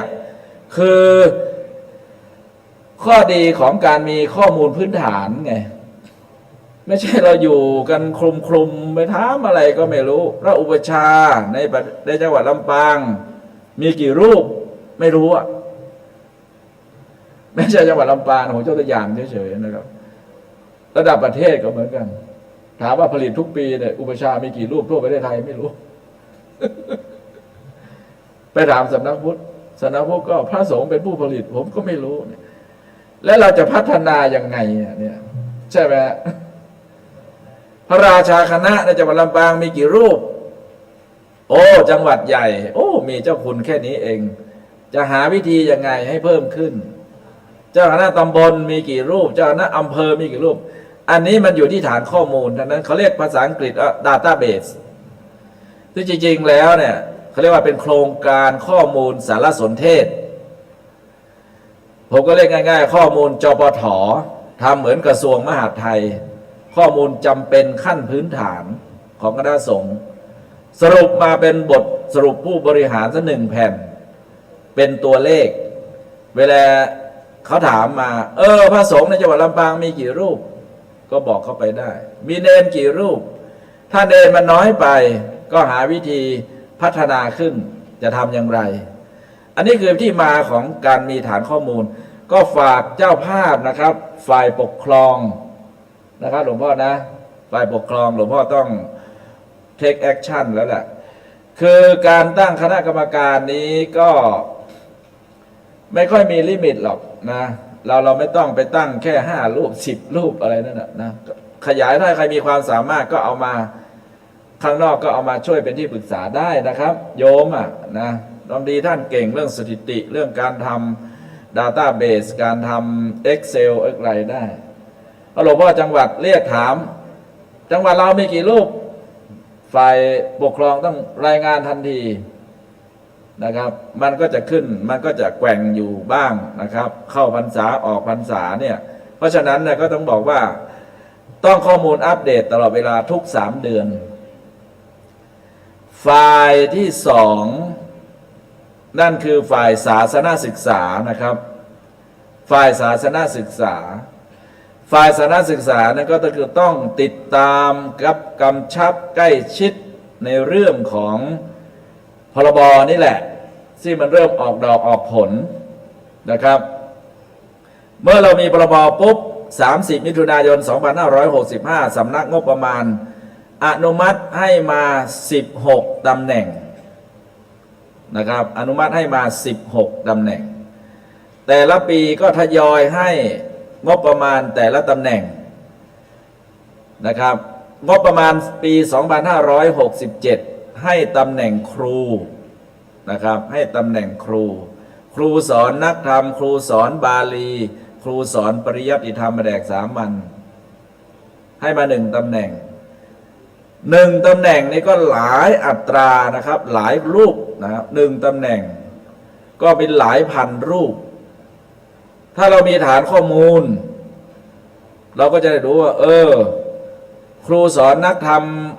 ในจังหวัดลำปางมีกี่รูปที่ได้รับบรรจุเป็นเจ้าหน้าที่ของรัฐบรรจุเป็นเจ้าหน้าที่จสป ถ้ามันน้อยไปก็จะหาวิธีอย่างไรให้มันเพิ่ม ครูสอนบาลีในจังหวัดลำปางที่ได้รับบรรจุตามกฎหมายเนี่ยมีกี่รูป อันนี้ก็คือข้อดีของการมีฐานไงฐานข้อมูลไงใช่ไหมครับสำนักงบอนุมัติมาแล้วถ้ามันน้อยไปก็หาวิธีจะต้องเพิ่มอย่างไรเพราะล่าสุดนี้ผมก็ได้รับแต่งตั้งเป็นรองประธานคณะกรรมการบริหารบุคคลภาคปริยัติธรรมเนี่ยนะครับคุมทั้งนักธรรมบาลีสามัญปริยัติเทศทั่วประเทศจะมีช่องทางไหนที่เราจะเพิ่มอัตราให้กับจังหวัดลำปางอันนี้ก็ว่ากันนะครับเพราะเราก็ทราบกันแล้วนะครับตอนนี้การศึกษาของคณะสงฆ์เนี่ยมีกฎหมายมาออกมาอีกหนึ่งฉบับที่อนุเคราะห์ตรงนี้ช่วยเหลือตรงนี้อุดหนุนตรงนี้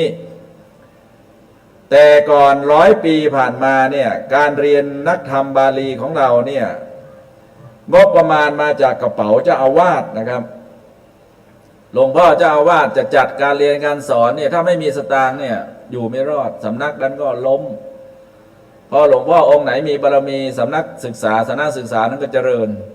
พอหลวงพ่อนั้นล้มไปหมดไปสำนักสาธารณศึกษานั้นก็ล้มหายตายจากไปกับหลวงพ่อ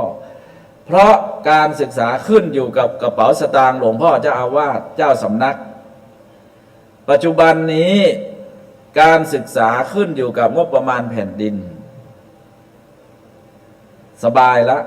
หลวงพ่อไม่ต้องควักถึงควักก็ควักน้อยครูสอนนักธรรมครูสอนบาลีนะครับสมัยหลวงพ่อให้ก็ปีละ 2,000 3,000 ทันทีที่เดียวมีพรบสอนเป็นรายชั่วโมงให้ชั่วโมงละ200ตะกี้ก็รายงานผ่านมาที่ผมแต่ละองค์ได้เป็นแสนนะครับตกใจอีกผมสอนมาแต่อ้อนแต่ออกนักธรรมบาลีนักธรรมชั้นโทชั้นตรีไม่เคยได้หรอกทำไมมีเงินในขนาดนี้อันนี้ก็คือเพราะอานิสงส์ของการมีกฎหมายไงท่านดูห้องประชุมตรงนี้อันนี้ก็คืออานิสงส์ของการมีกฎหมายเขาเรียกว่าพระราชบัญญัติมหาวิทยาลัยมหาจุฬาลงกรณราชวิทยาลัยเราเป็นก่อร่างสร้างตัวมาตั้งแต่ปี 2432 นะครับเราเพิ่งได้กฎหมายปี 2540 มานี้เองเนี่ยทันทีที่มีกฎหมายปุ๊บเราก็ใช้สิทธิ์ตามกฎหมายเพื่อได้นำงบประมาณแผ่นดินมาบริหารจัดการเพราะฉะนั้นเนี่ยหอประชุมนี้คือหอประชุมคณะสงฆ์นะครับผอ.อยู่ไหนทราบนะหอประชุมนี้คือหอพระสงฆ์หลวงพ่อเจ้าคณะจังหวัดรองจังหวัดรองอำเภอมีอำนาจมีสิทธิ์ใช้นะครับเพราะการไปของงบประมาณแผ่นดินนั้นเพื่อมาบริหารกิจการงานคณะสงฆ์และมหาวิทยาลัยไม่ต้องกระดากใจนะมาใช้ตรงนี้คือของเรานะครับต่อไปมีอะไรมาใช้ได้เลยแต่ก็จะลืมจ่ายค่าไฟเขาสักนิดก็ได้นะ ถวายสัก500สัก1,000ผมจะประชุมสงฆ์อำเภอเมืองผมจะประชุมสงฆ์ตำบลในเวียงขอใช้ตรงนี้มันสง่างามมันเป็นเกียรติแก่ผมเหลือเกินใช่ไหมพระสงฆ์นั่งเป็นประชุมหมู่ใหญ่นะครับเป็นประชุมหมู่ใหญ่เห็นแล้วพร้อมเพรียงกันประชุมพอหายไปไหนแหว่งไปไหนหลวงพ่อจังหวัดรู้หมดนะเลขาจังหวัดรู้หมดเลยนะครับสถานที่ก็เป็นสัปปายะเอามาเป็นของคณะสงฆ์นี่ก็คืออานิสงส์ของการมีกฎหมายนะครับเราสามารถไปผันงบประมาณแผ่นดินกระทรวงต่างๆเขาผันไปคนละแสนล้านหมื่นล้านไม่เห็นว่าอะไรเราก็ขอมาแค่1,000-2,000 ล้านจะเป็นไรไปก็เรามีกฎหมายรองรับและที่สำคัญคือเรามีอีกหนึ่งฉบับที่กำลังว่าอยู่นี้นั่นก็คือกฎหมายนักธรรมบาลีและสามัญเราก็มีสิทธิ์ในการไปนำงบประมาณแผ่นดินมาบริหารจัดการ ซึ่งขณะนี้สำนักงบให้ในส่วนของงบบุคลากรที่ผมพูดตะกี้ให้มาจำนวน16ตำแหน่งเพราะฉะนั้น1สำนักเรียนนะครับ1สำนักเรียนในจังหวัดลำปางของเรามีถึง17แห่งนี่นะครับจะมีอยู่ประมาณ6หรือ7ตำแหน่งนะครับหลวงพ่อ1เจ้าสำนักศาสนศึกษาตำแหน่งที่2ผู้ช่วยเจ้าสำนักศาสนศึกษาที่สำนักงบอนุมัติงบประมาณมาให้แล้วนะครับแต่ว่าเขาขอไปทยอยขอไปทีละปีละตำแหน่ง2ตำแหน่งเพราะ1ตำแหน่งนี้มันก็ไม่รู้กี่รูปแล้วเช่นตำแหน่งเจ้าสำนักศาสนศึกษานี่นะครับที่กำลังจะให้เงินอุดหนุนนี่นะครับ1ตำแหน่งเนี่ยมีถึง 1,748 รูป 1,748 รูปนะครับตำแหน่งเดียวเนี่ยนะเขาเรียกว่า 1,748 อัตรากำลังเห็นไหมครับและในกฎหมายนี้ก็บัญญัติไปด้วยนะครับเจ้าอาวาสให้เป็นเจ้าสำนักแต่ก็เดี๋ยวก็คงจะต้องไปปรับนิดหนึ่งเพราะมันไปขัดอยู่หลายๆที่เพราะผู้อำนวยการโรงเรียนพระปริธรรมแผนกสามัญเนี่ยบางท่านเป็นเจ้าอาวาส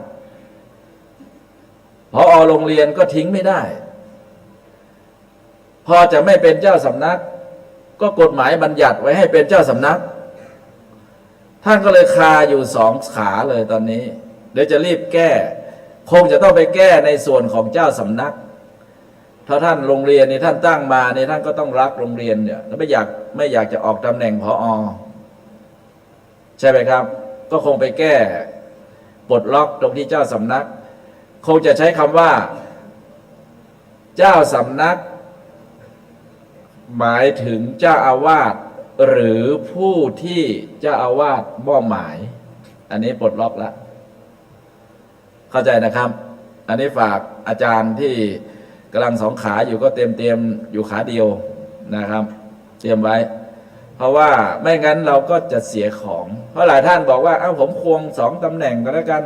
แต่ว่าผมก็ขอรับเงินอุดหนุนตำแหน่งเดียวผมว่ามันเสียของนะถ้าเงินมันน้อยไม่มีปัญหานะ 4,000 5,000 นี่ก็คุมได้นะอันนี้มันตั้งหลายแสนผมว่าเอาให้องค์อื่นบ้างก็ได้นะครับให้ลูกศิษย์เราให้ครูบาอาจารย์ของเราหลวงพ่อมาช่วยดำรงตำแหน่งตรงนี้ให้ผมหน่อยอันนี้ก็ว่าไปอันนี้นี่คือความก้าวหน้านะครับเพราะฉะนั้นเนี่ยในส่วนของด้านศาสนศึกษานะครับอาจารย์เจ้าคุณชลอเนี่ยต้องดูแลกำกับเรามีฐานข้อมูลเท่าไหร่ยังไงนะครับเช่นนี่ล่าสุดนี่มาแล้วนี่ทันใจจริงๆอาจารย์เลขานี่เก่งมากนะครับครูสอนพระปริยัติธรรมนะครับแผนกธรรมได้รับบรรจุเป็นจสป.แล้วนะครับจำนวน38 รูปนะได้รับเงินเดือนหนึ่งก็คือตอนนี้เนี่ยยังใช้ระบบรายชั่วโมงอยู่นะครับสอนไม่เกิน900 ชั่วโมงต่อปี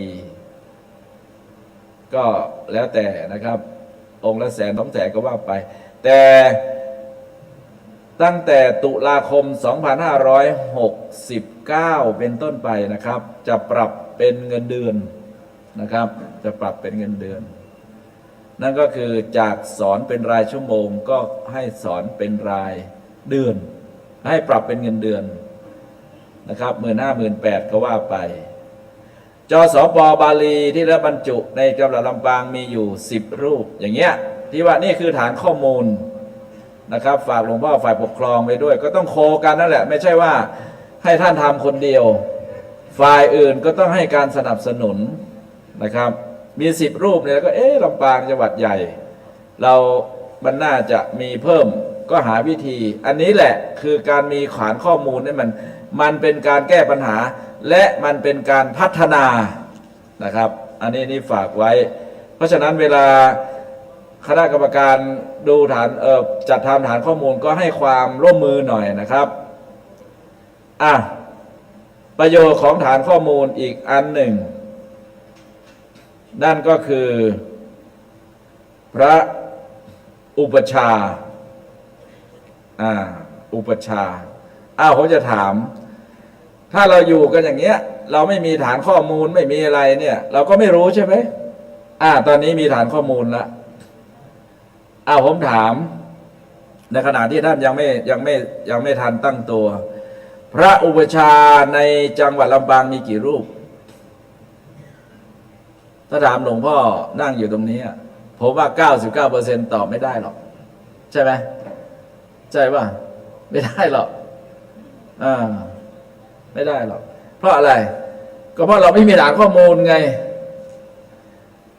ผมตอบเลยไม่เสียเวลาพระอุปชฌาย์ของเรามีอยู่89รูปนะครับอุปชฌาย์ในจังหวัดลำปางเนี่ยณข้อมูลณเวลานี้อาจารย์เลขาใช่ไหม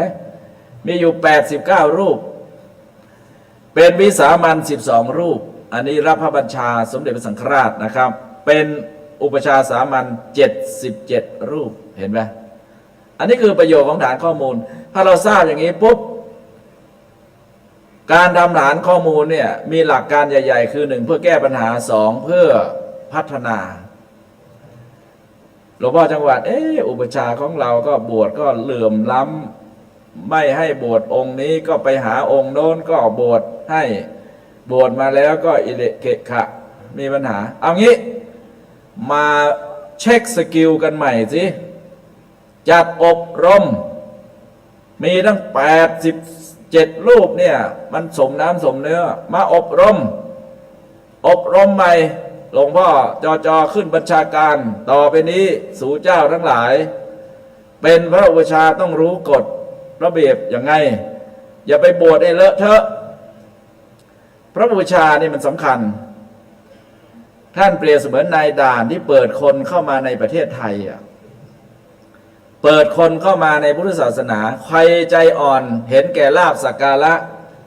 เปิดประตูง่ายๆเนี่ยมันเอาของบูดของเน่ามาอยู่ในข้องเนี่ยปลาอะไรเขาเรียกว่าอะไร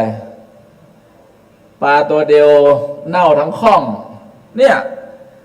หลวงพ่อจังหวัดร้อยวัดจัดประชุม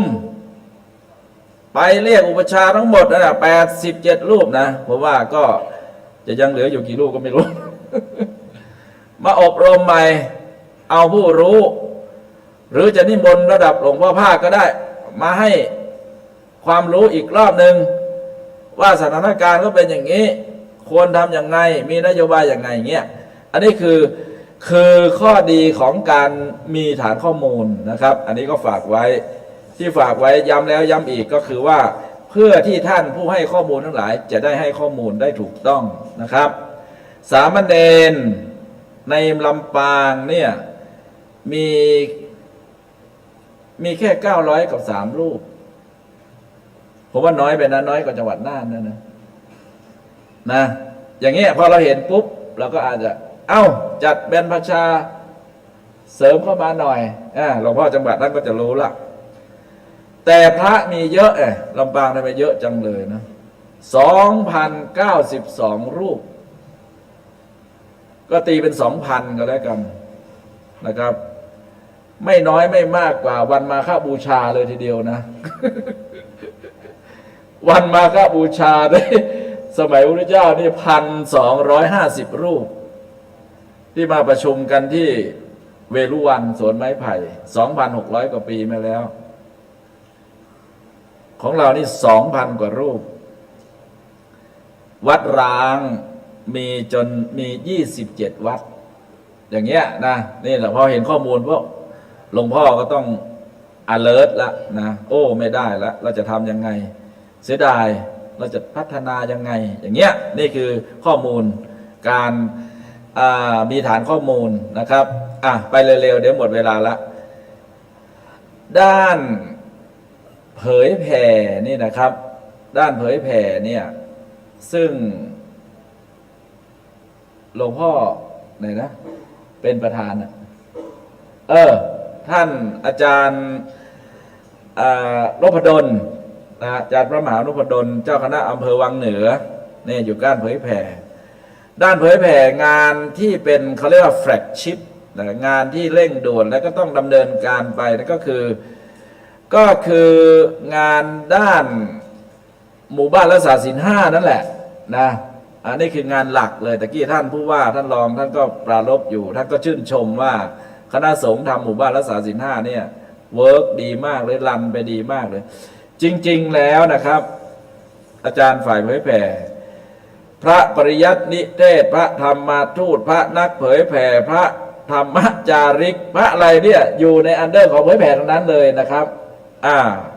ประสานงานเช็คลิสต์อะไรต่างๆพัฒนายังไงแล้วก็รายงานหลวงพ่อจังหวัดนะครับในฐานะที่เป็นผู้บังคับบัญชาสูงสุดของจังหวัดนะครับด้านสาธารณูปการด้านที่4แม่ทัพก็คือหลวงพ่ออำเภอพ่ออำเภอเกาะงามใช่ไหมเกาะคาแล้วนิมนต์พ่อยืนขึ้นนิดนึงหลวงพ่ออำเภอเกาะคานะพ่อดูแลเรื่องสาธารณูปการนะครับงานสาธารณูปการนี่มาเป็นงานแฟลกชิพเขาเรียกว่างานเร่งด่วนที่ต้องทำต่อเนื่องก็คือวัด5 สอน่ะจริงๆแล้วปีแล้วหลวงพ่อแล้วก็รายงานได้ดีนะครับท่านดูว่าวัดเรายังไงคัดเลือกยังไงมีวัด5 สอยังไงจริงๆแล้วเนื้องานนะครับมันมีรวมถึงการสร้างวัดตั้งวัดขอวิสุงฆ์เนี่ยก็ต้องช่วยนะครับฝ่ายนี้นะครับอย่าไปปล่อยให้เลขาจังหวัดองค์เดียวไม่ไหวหลวงพ่อต้องไปดูวัดวัดล้างสร้างวัดตั้งวัดอะไรต่างๆเนี่ยเดี๋ยวหลวงพ่อจังหวัดก็ต้องบัญชาให้องค์นี้แหละนะฝ่ายสาธารณูปการไปดูซิวัดโน่นวัดนี่เขาจะสร้างวัดตั้งวัดมอบให้หลวงพ่อองค์นี้เลยคณะกรรมการชุดนี้นะไม่ใช่หลวงพ่อองค์เดียวหลวงพ่อเป็นแม่ทัพนะครับฝ่ายศึกษาสงเคราะห์ใช่ไหมศึกษาสงเคราะห์สมมาว่าอาจารย์รองอำเภอเมืองนะครับเลขาหลวงพ่อจังหวัดเป็นแม่ทัพแล้วก็ดูนะครับเรื่องอะไรต่างๆที่จะช่วยอนุเคราะห์ตามนโยบายของคณะสงฆ์ให้ทุนตั้งทุนเพิ่มทุนอะไรก็ว่ากันไปนะครับตะกี้หลวงพ่อสมแสกของเรานี่ก็น่าจะอยู่ฝ่ายนี้มั้งน่าศึกษาสงเคราะห์อะไรในท่านก็มามอบทุนให้เป็นแสนๆนะครับแล้วฝ่ายที่สำคัญอีกฝ่ายหนึ่งคืองาน2 ฝ่ายนี่นะครับฝ่ายศึกษาสงเคราะห์สาธารณสุขเป็นงานที่ออฟเฟอร์จากคณะสงฆ์ไปให้สังคมแต่งาน4 ด้านเนี่ยเป็นงานติดมาจากพรบตั้งนานแล้วนะครับเป็นงานที่เราต้องทำเป็นงานหลักแต่เมื่อเราแก้พรบปรับปรุงพรบ35เนี่ยเราเพิ่มงานศึกษาสงเคราะห์และสาธารณสงเคราะห์เป็นเจตนารมณ์ของคณะสงฆ์ที่ต้องการช่วยเหลือสังคมนะครับตรงนี้ก็ต้องเสียสละให้มากๆเรื่องให้ทุนเด็กให้อะไรงานศึกษาสาธารณสงเคราะห์เนี่ยตอนนี้เนี่ยเราทำอยู่บนฐานของธรรมนูญสุขสงฆ์แห่งชาติที่เห็นเป็นรูปธรรมที่สุดนั่นก็คือการมีอสวพระอสวของจังหวัดไม่แน่ใจว่านี่มาแล้วนะครับมาแล้วพระอสวหรือพระกีฬานุปถากซึ่งเป็นงานสาธารณสงเคราะห์นะครับในระดับประเทศนั้นคือหลวงพ่อเจ้าประคุณสมเด็จพระมหาธีราจารย์เนี่ยเจ้าคณะใหญ่หนเหนือนี่แหละเป็นประธานใหญ่นะครับให้ท่านทั้งหลายดูแลเอาใจใส่เป็นพิเศษหน่อยนะครับพระกีฬานุปถากในจังหวัดลำปางมีถึง185 รูปนะ185 รูปพระอสมสมัยก่อนไม่มีนะพ่อนะใครจะเป็นเจ้าภาพกระเป๋ากากบาทก็นิมนต์นะครับ ไปขออนุญาตกระทรวงสาธารณสุขนิดหนึ่งแล้วก็เป็นเจ้าภาพทำไปมีถึง185 รูปเอาไว้ดูแลพระอุปชาอาจารย์เป็นเบื้องต้นนะครับ คณะสงฆ์จึงมีนโยบายพร้อมกับภาครัฐให้มีกุฏิชีวาภิบาลนะครับอาจารย์ไปไหนละห้างฉัดเข้าห้องน้ำนี่ท่านก็ทำเป็นมาเป็นแบบอย่างก่อนที่ยังไม่มีธรรมนูญสุภาพสงฆ์แห่งชาตินะจังหวัดลำปางของเราเขาเรียกทุ่งบ่อแป้นใช่ไหมบอก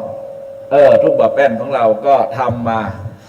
ขณะนี้ก็คณะสงฆ์ก็มีนโยบายวัดไหนมีศักยภาพนะครับทำกุฏิชีวาภิบาลเพื่อสงเคราะห์ครูบาอาจารย์พระภิกษุสงฆ์ที่ท่านเฒ่าแก่ชราเพราะปัจจุบันนี่เป็นที่น่าเวทนาบางทีก็ไปอยู่โรงพยาบาลบางทีแก่มาแล้วพอเจ็บไข้ได้ป่วยก็ไปอยู่กับญาติก็มีไปอยู่บ้านแต่ยังเป็นพระอยู่เพราะฉะนั้นคณะสงฆ์จะมีนโยบายว่าสร้างโรงพยาบาลสร้างห้องพยาบาลให้ท่านนะครับระดมปัจจัยกันไว้อำเภอหนึ่งคนจะมีที่ไหนนี่มนต์หลวงพ่อไปอยู่ตรงนั้นท่านจะดับจิตท่านจะไปแล้วขึ้นสู่สวรรค์ก็ให้อยู่ใน environment ที่มันเป็นสุขติไม่ใช่ไปมรณะอยู่ในโรงพยาบาลเนี่ยใช่ไหมจิตมันก็เป็นทุกขติปาติกังขาสิเห็นภาพที่ไม่เหลียวไปทางซ้ายก็เห็นคนป่วยเหลียวซ้ายป่วยใช่ไหมจิตมันก็ฝ่อมันไปถูกสู่ทุกขตินะหลวงพ่อเอามาอยู่นี้เอาพระคีลานุปถากเอาลูกศิษย์อุปถัมภ์ค้ำจูมีโยมมีอะไรดีไม่ดีอยู่ไปอีกเป็น10 ปีนะ ใช่ไหมก็มีความสุขเนี่ย2เนี่ยมันเป็นการช่วยเหลือทางภาครัฐผมทราบมาว่าที่จริงอ่ะหมอก็ไม่อยากให้พระคือบางทีเราไปนอนแช่อยู่เป็นปีอ่ะเขาก็อยากได้เตียงอ่ะพูดง่ายๆอ่ะนะคนใหม่ก็จะเข้ามาจะนิมนต์หลวงพ่อออกก็กระไรอยู่หลวงพ่อในกรุงเทพบางองค์อยู่ในโรงพยาบาล5 ปีเขาก็อยากได้เตียงไว้ให้คนใหม่ก็จึงมีนโยบายให้มีกุฏิชีวาภิบาลอันนี้ก็ฝากไว้ด้วยนะครับหลวงพ่อฝ่ายสาธารณสงเคราะห์นะพ่อนะเป็นรองจังหวัดแล้วจะเอาสักเตียงก็ได้นะไปช่วยวัดไหนก็เนี่ยเรามันเป็นอนิจจังทุกขังอนัตตาตามกฎไตรลักษณ์เท่านั้นแหละนะทุกอย่างเราก็ต้องไปสู่โปรเซสนี้เราไม่รู้ว่าวันหนึ่งเราจะป่วยจะไข้ไปโรงพยาบาลหลวงพ่อบางองค์ไม่อยากไปไม่ไปหรอกเหม็นยาโรงพยาบาลนี่มันเต็มไปด้วยเชื้อโรคนะครับบนในอากาศในแบคทีเรียไวรัสเนี่ยหลวงพ่ออยากอยู่กับพวกเราเนี่ยอยู่ใกล้อยู่กับลูกศิษย์ลูกหากินข้าวกินปลาเงี้ยหลวงพ่อจะตายก็ตายอย่างเงี้ยตายอยู่ในวัดนี่แหละเพราะฉะนั้นเขาต้องมีกุฏิชีวาภิบาลนี่คือนโยบายของคณะสงฆ์กับภาครัฐนะครับอันนี้ก็ฝากหลวงพ่อที่พอมีกำลังช่วยกันคิดต่ออันนี้คือฝ่ายสาธารณสงเคราะห์นะครับเพราะฉะนั้นการมาประชุมในวันนี้เนี่ย1เพื่อมาเช็คความพร้อมเพรียงวันนี้ถือพร้อมเพรียงมากหลวงพ่อจังหวัดดีใจมากอาจารย์เลขาดีใจผมจับประเด็นออกแฮปปี้มากนะครับ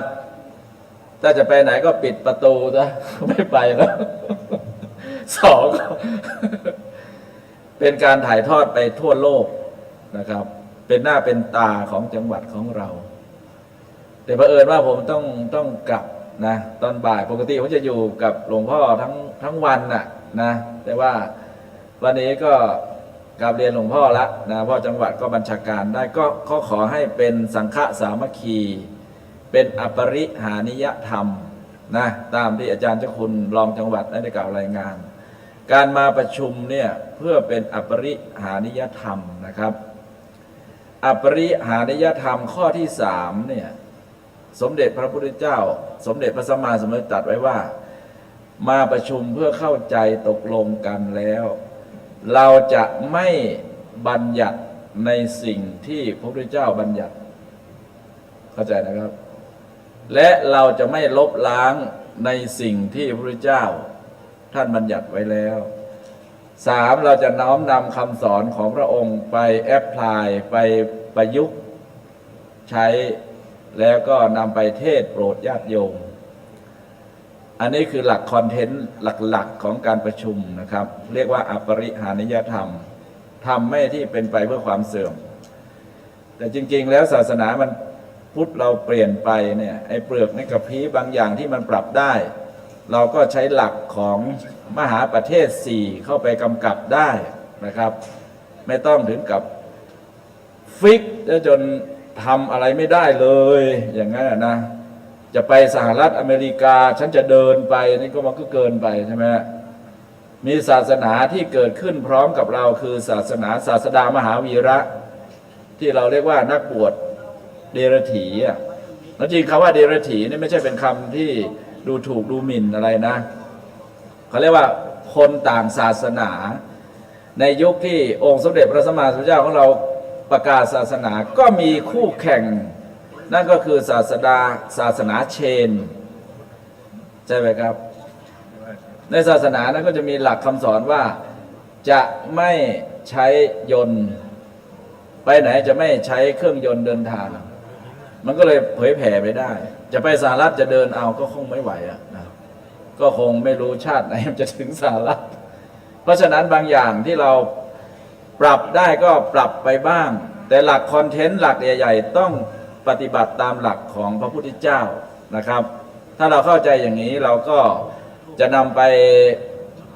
โปรดญาติโยมไปเทศไปโปรดญาติโยมให้เข้าใจเพราะหลายโยมบางท่านก็ไม่ค่อยเข้าใจนะครับจะให้พระเราที่เป๊ะอยู่ตลอดเวลามันก็ไม่ได้เพราะพระเนี่ยเราก็รู้อยู่ว่า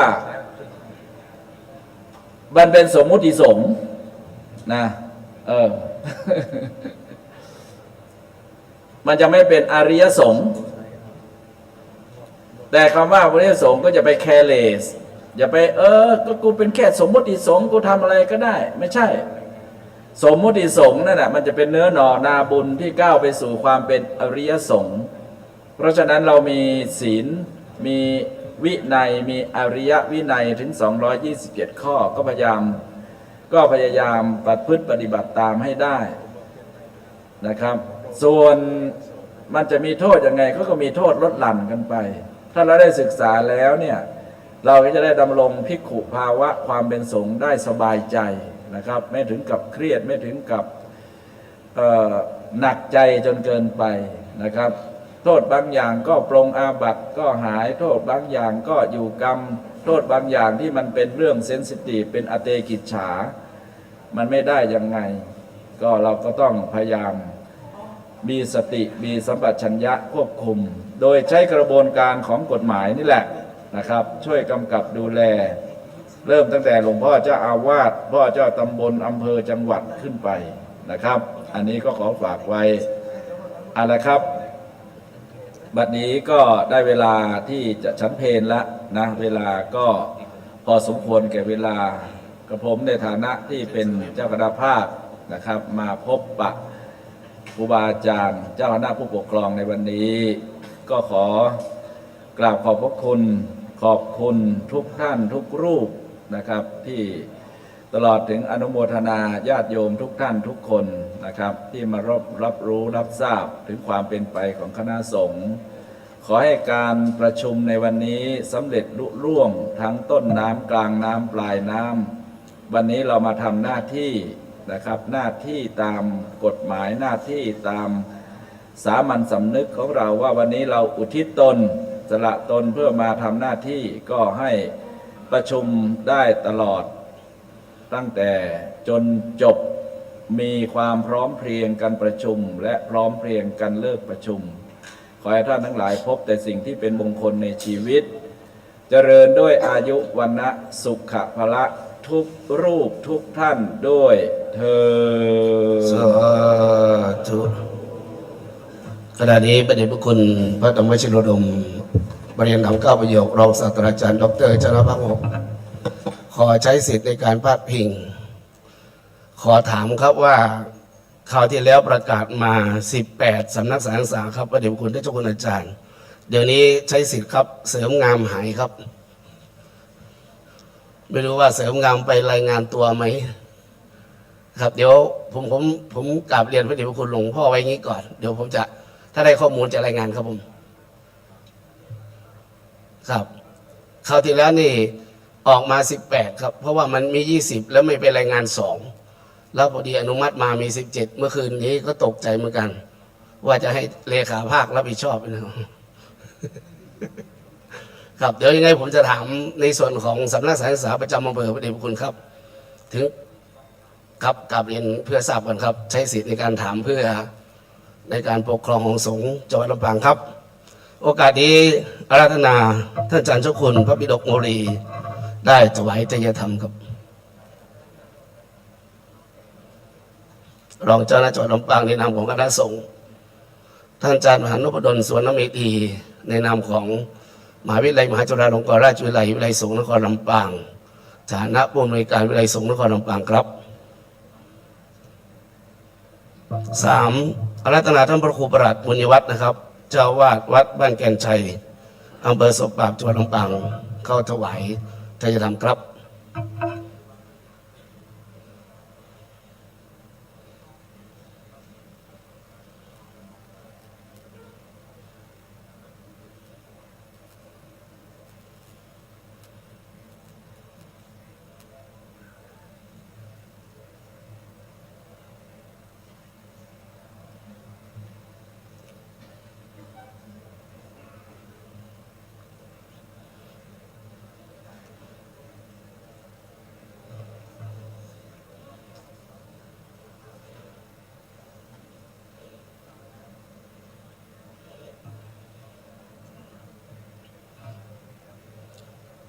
ท่านอาจารย์ท่านพระครูสิริรัตนาผู้เป็นประธานได้มานั่งเทระอาจหน่อยจะได้ถ่ายรูปครับรัตนาไม่ได้พูดหลวงพ่อครับจะได้ถ่ายรูปด้านล่างไม่มีครับเดี๋ยวรายงานไม่ได้ตังค์ครับสงสัย2 ปีที่แล้วไม่ได้ตังค์คงไม่ได้ถ่ายรูปข้างล่างครับ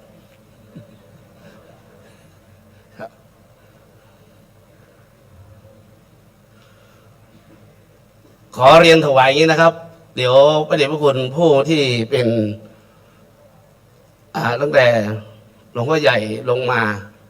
จนถึงรองจังหวัดเจ้าหน้าที่รองอำเภอที่ปรึกษานะครับกราบรัตนานิมนต์เมตตาฉันพระทหารเพลที่ตึกบีนะครับหลวงพ่อครับลงในนี้ปุ๊บก็ตรงดิ่งเลยครับ